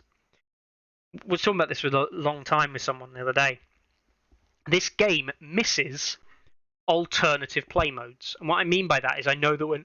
Oh, but we all shit on, like, alt list building. Yeah, we did.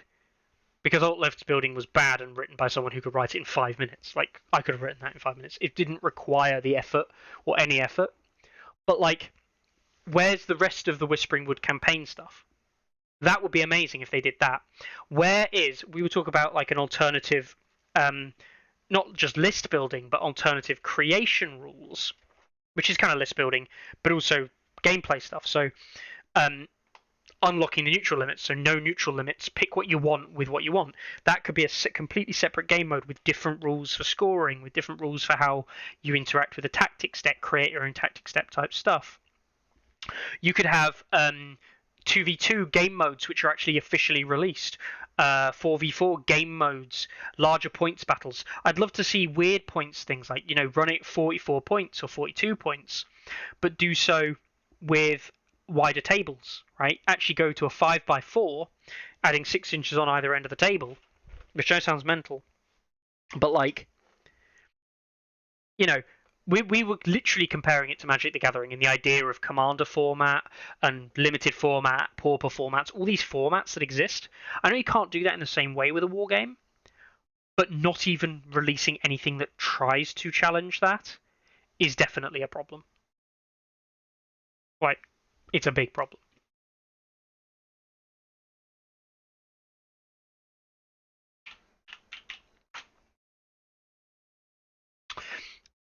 People always come for change. Small changes. Frankly, I think there's probably pure economics at play by stopping that approach. Yeah, exactly. Yeah. I think the problem with most of the new unit releases like Brazen Beasts is they're so weak that they don't cause any change, even the list of factions that are supposed to use them. Yeah, but the problem is you don't really want a unit to be too good when it comes out, because we saw that with dragons and mammoths. They just broke the game in half.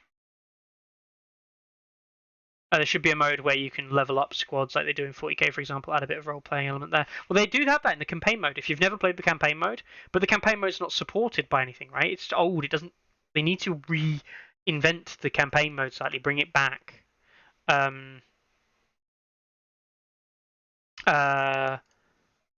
you know, there is something like that. Terrain, yeah, exactly. Terrain could be improved. There is nothing stopping them introducing better terrain options and more terrain options. So yeah. Right. I'm going to get the leather done on this guy today done. That'll be at least what I do on stream.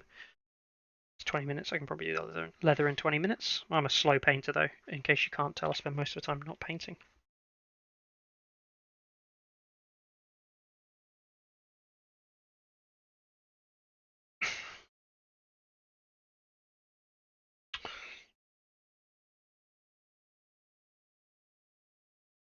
Never knew there was an actual campaign mode. Yeah, you should check it out, Danvers.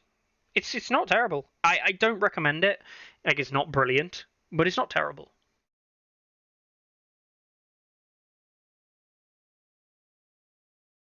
So, by the way, in case people hadn't realised, I'm not a great, like, people saying, oh, they paint with the slap chop technique. I've not really looked into exactly how you do it or what exactly constitutes slap chop, but I don't think I do it. I am a standard old whack contrast parts on some areas, paint some areas by hand. A long, arduous task. And leather, specifically like leather cowls and certain types of leather, is one thing I paint by hand. Because before contrast paints, I spent a long time painting up a unit of minotaurs in like the cow leather hide browns and stuff like that, and doing a lot of, like, they've got armor on and like gladiator minotaur type things. And I spent a long time perfecting browns.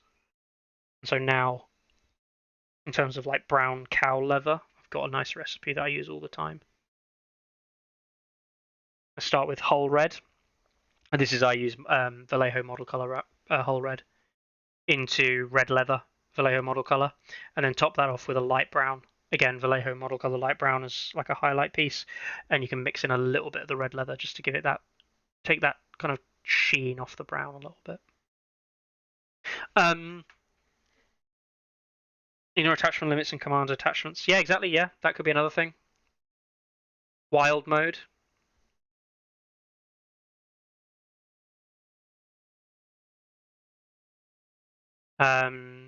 You know, these are all things that could be done, right?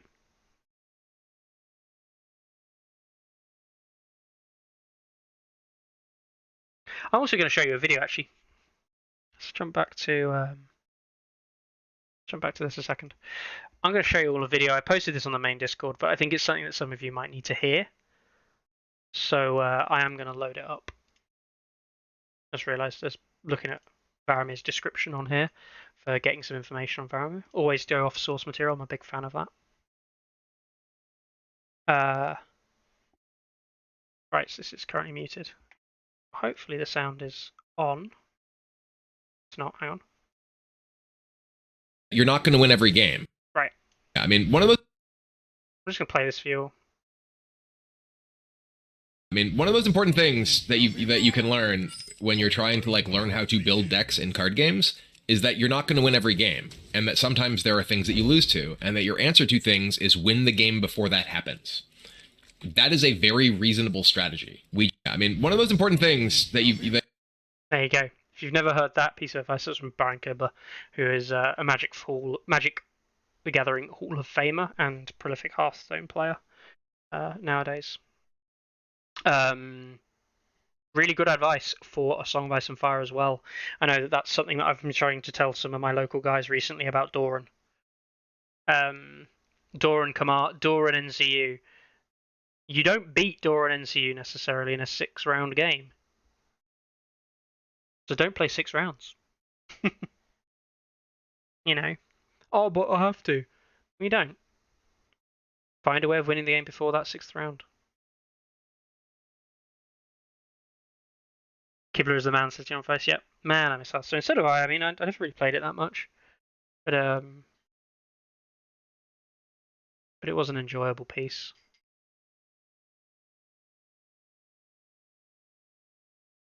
Jesus. Going through this. This is not the brush to be using this for, but alas. Let's go to a bigger brush. too small to do the main body. That's good advice for any competitive game, in my opinion. Like in Age of Empires 2, don't allow boomer shift to boom. Yeah, exactly. Another Chad AoE 2 player I see with my like several hundred hours in AoE 2. You taking that for a walk? No.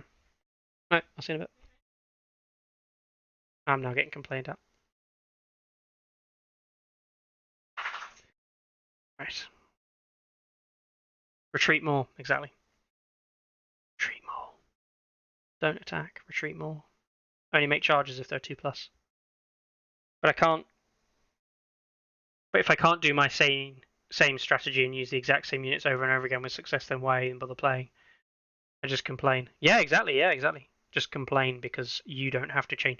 You shouldn't be responsible for having to change your style for the opponent that you're facing.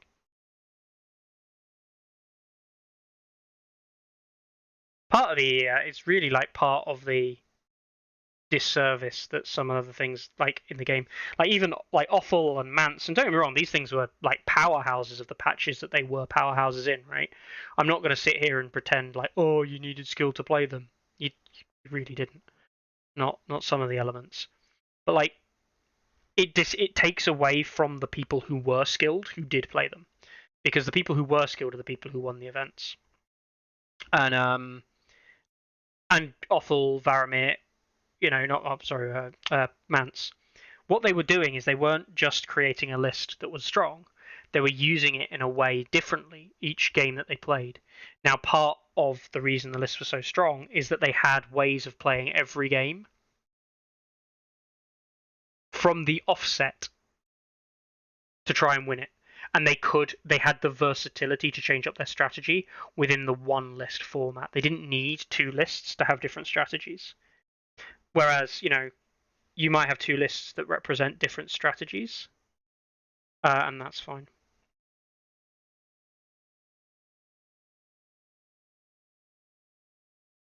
That's why we use the small brush.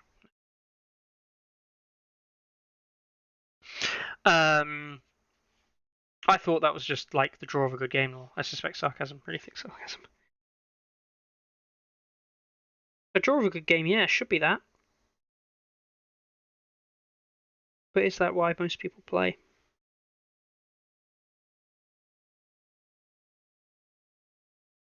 That's why I play it, because it's a strategy game and it requires me to have different strategies. Some people play it because it's Game of Thrones. Some people play it because, I get to kill toy soldiers. Each to their own. What did I say? Each to their own.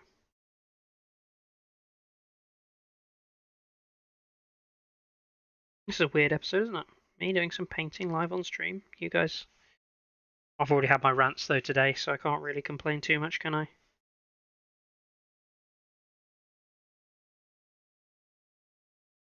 We'll go over some of the future.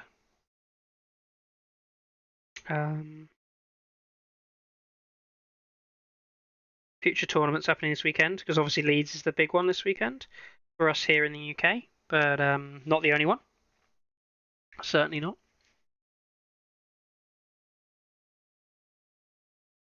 I'll take us off Faramir's page, shall I? Let's go back to here.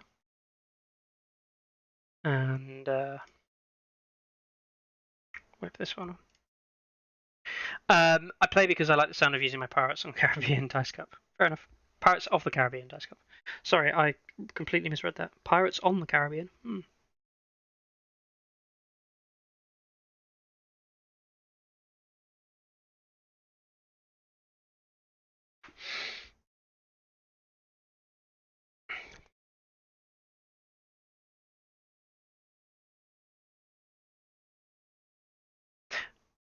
KC 50-point tournament this weekend. Yep, I heard about that. The 50-point tournament happening in Kansas City. I really hope that one goes well. I'm a big fan of people trying out different formats, just like we've just been discussing. Seeing how the game changes. I always do wonder, though, when people play 50, how are they playing 50? Are they playing 50 on a 4x4? Because I think 50 on a 4x4 might be a mistake. I think you should probably play 50 points on a wider board But, and this is really controversial, keep the objectives deployed as if it was a 40 point relative to the center of the board. So this means they're still, for want of a better term, 6 inches in from the 4-foot board, but that will mean that they'll be potentially 12 inches in or even 18 inches in from the edge of the wider board, depending on how wide you go. So this actually introduces flanks. All the objectives are still 12 inches away from one another, like 12 inches from the middle. But it introduces flanking areas where units can suddenly now get around those flank controlling objective units, which currently, because you can basically charge block using the edge of the board while on a flank objective. So you're not actually like the flank. You can kind of play the flank objectives like the center a little bit. Or like a true flank, I should say. Whereas it would be cool if they were actually the center. So you could actually fully flank units on objectives like that, which is kind of the point, I think, of outflank. Of course, that's not really how it's used and how it works. But I think that's the point of outflank. Here's a good one, actually, isn't it? Outflank. Do you get pass mechanic rules if you've got a unit in outflank? Do you not? LVO, 3 days, 3-day events. 3 days, 3 events. Friday doubles, Friday night after dark. Big beautiful combat. Saturday, Sunday main event. We need more early signups. Go do it. Yep, go sign up to LVO. LVO will probably be awesome. Heard good things about LVO outside of the price support being a bit shaky. But I know they fixed that. At least I heard they fixed it. I mean, they necessarily have.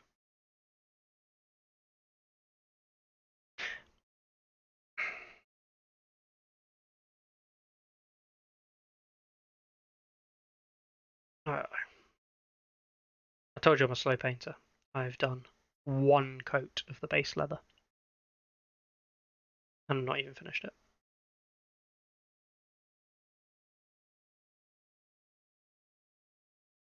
See.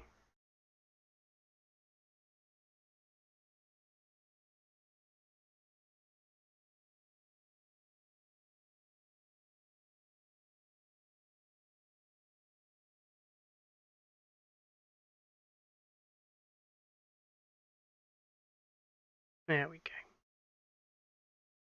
That bit done. Thanks for streaming, my friend. Catch you later. Yeah, no worries, Carl. I'll see you later, buddy. I'm expecting people to start logging off now. If you're watching this back on repeat, you guys are also awesome. I know that some people can't catch this live, so do watch it later back. If you do watch it later back, here's my YouTube shill coming in. Leave a comment. Let me know what your favourite part of the episode was. Drop a like. Drop a subscribe if you're not a subscriber. We'll be back next week.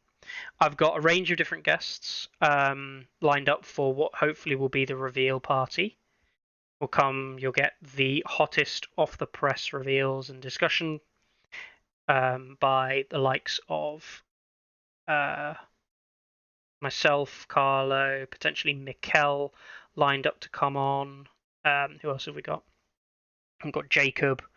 This is a short stream, then what does a long stream look like? Trust. You don't want to know.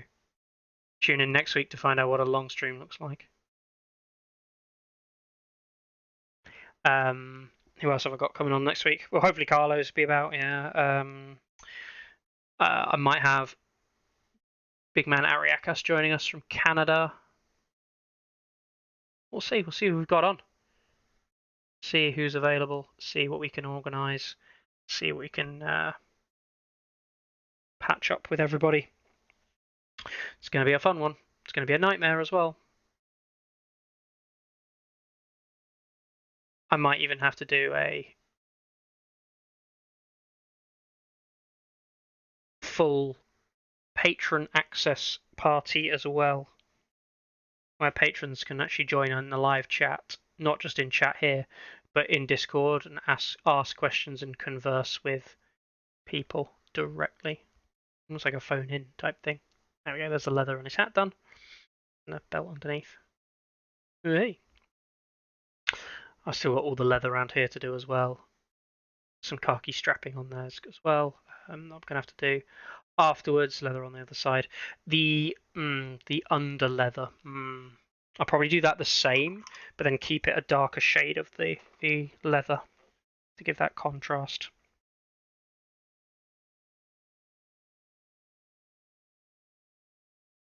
Don't know why the bear is wearing a hat.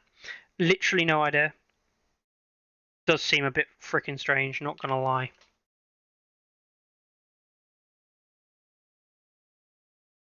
But we do not question the sculptors. I mean, I do. I do a little bit. Shadowcat is depressingly bad. I know the sculptors work really hard on this stuff, but it's not a good sculpt, man. Not compared to the other stuff in the range anyway. The other stuff, like the horses, are amazing in the sculpts. More horses, please. I can use Gore Grunter Fur for the cloak, unless his cloak is supposed to be a different colour. That's just easy, quick and easy. Dollop on as a contrast, and then I'll highlight it with some browns afterwards.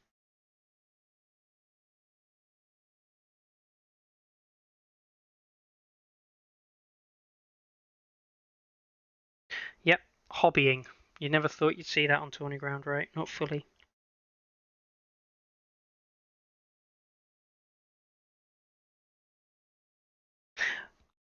So, we will see how it all kind of pans out in the end.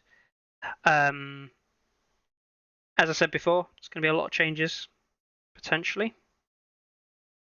Heard rumours of other little changes as well, although again, none of it's confirmed. Weird range of quality, says Anders. Yeah, it is. Some of the stuff is genuinely brilliantly sculpted. Other stuff just feels a bit half-assed. I don't mean that as like a negative, like, oh, this is shit. You know, that's not what I mean. It's just like it genuinely just doesn't feel like it was sculpted by the same person. And that's fine if that's the case. But it is, you know, not great.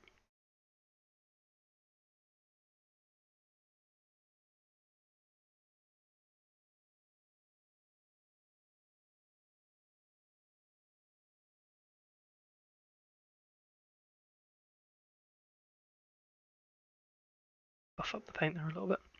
Right, I'm heading out. Thanks for the stream. No worries, Crones. So I'll probably be closing it down in a few minutes anyway. Just giving a chance. So I'm just mainly just doing a little bit of this while I've got some time. Even though I just got shouted at for taking too long. My partner will do that sometimes. I do spend a lot of time on this thing, so to be fair, absolutely fine. Rich don't use conscripts again, and the sculpts are just so goofy. Yeah, can be. They're older sculpts as well, conscripts. So.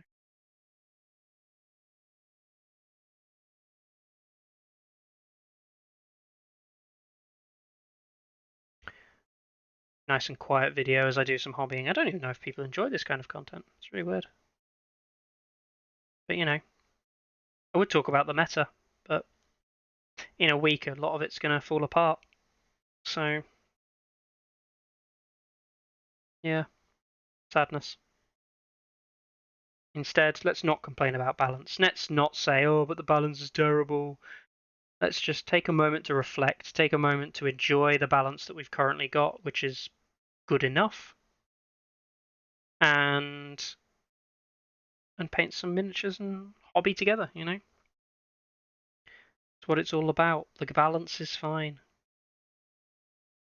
And I'll be back next week with more people to talk more about the balance and what we expect, and to speculate, to manage, to read rules, interpret rules, cry. We'll see how it all pans out, won't we?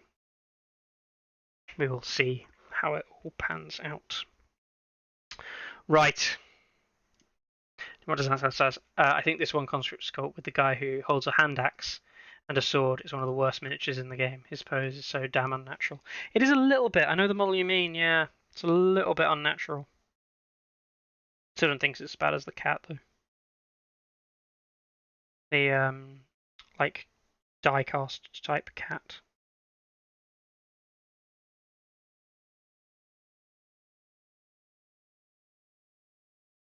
Not getting the coverage there then. Just a second.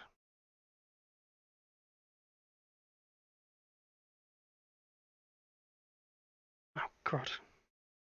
That underbelly of the bear is terrible. Yes. So let's dive in. Let's do some update stuff on tournaments.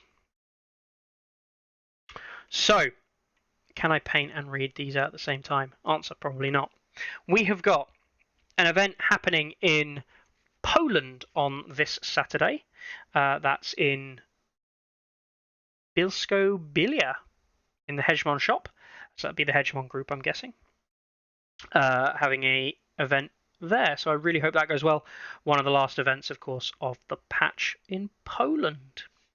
We have the Valencia Grand Tournament, which is also happening this weekend, which will be the last kind of GT on the current balance patch. It's a GT level event happening in Valencia, part of their big series of tournaments that are happening across quite a long period of time. I believe Mikel is playing in this one, among many other players.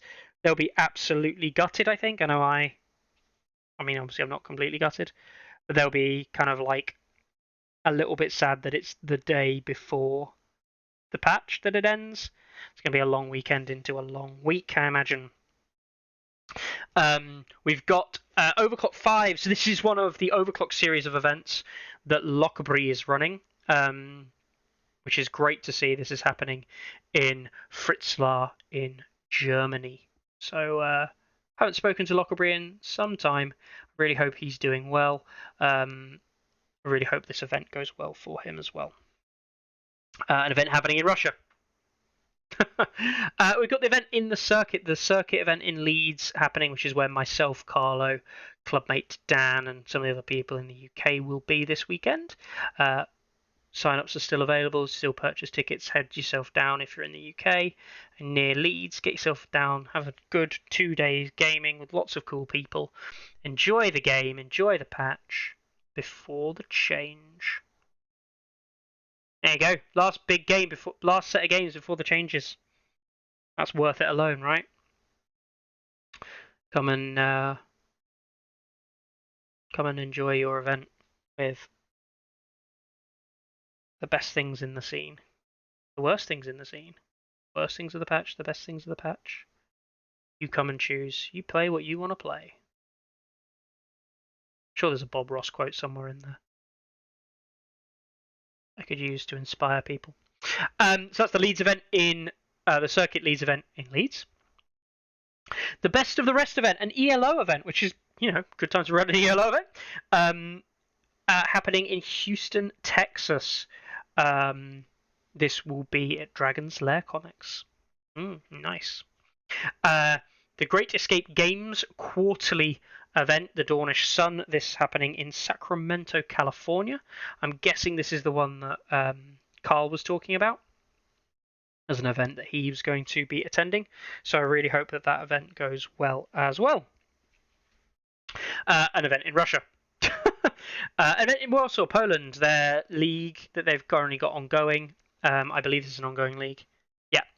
That's happening on the Monday. RIP, because that's going to be literally the day of the patch. So awkward. I don't know what they're doing there. How they're going to do that. Or how that's even being run. I'm not going to ask too many questions on that one. That's save for another day kind of question. So that is what 1, 2, 3, 4, 5, 6, 7, 8 events happening this weekend. Quiet weekend for Song of Ice and Fire on stats. However, obviously Monday is a massive day next week. Please join us. We might be starting earlier. There will be an announcement happening probably later this week regarding time schedules and things like that. So watch out for that. That'll be going up on Discord and on our Facebook groups and shared among the normal places. Watch out for when that will be going live. who the guests will actually be, all of those kinds of lovely questions and things we might want to go through. I appreciate the 16 people who've sat with me today all the way through. There were, of course, up to 40 people throughout the stream, so that's really lovely to see you people still wanting to attend. YouTube shill, drop a like, drop a subscribe, drop a comment in the box underneath the video if you want to comment. Really appreciate that. Play the YouTube algorithms, it just helps us out a little bit. Not like we get any money for this. We don't do this for money. We do not monetize our videos, even though we can. That's not why we do the YouTube stuffs. We do it because, well, we enjoy it somewhat. And if people enjoy it, and I enjoy it, then why not do it? Completely free entertainment for everyone. Except your time. Maybe, oh god. Maybe you're the entertainment for me, seeing your questions. I get to sit there and go, ha, look at the plebeians. Alright, I consider myself a pleb. Don't worry. Right. We'll end the show there. Just finish off Faramir's last bit of leather there while I talk and wait. There we go. So, thank you very much for tuning in, guys. I will see you all bright and early next week. Enjoy the week ahead. Enjoy the remainder of the Season 2 balance. Between now and then, guys, a whole new world next week. Happy painting. Happy hobbying. Enjoy your games. And I'll see you later. Ready? Aim! There's too many! Anyone see my mammoth? Stubby!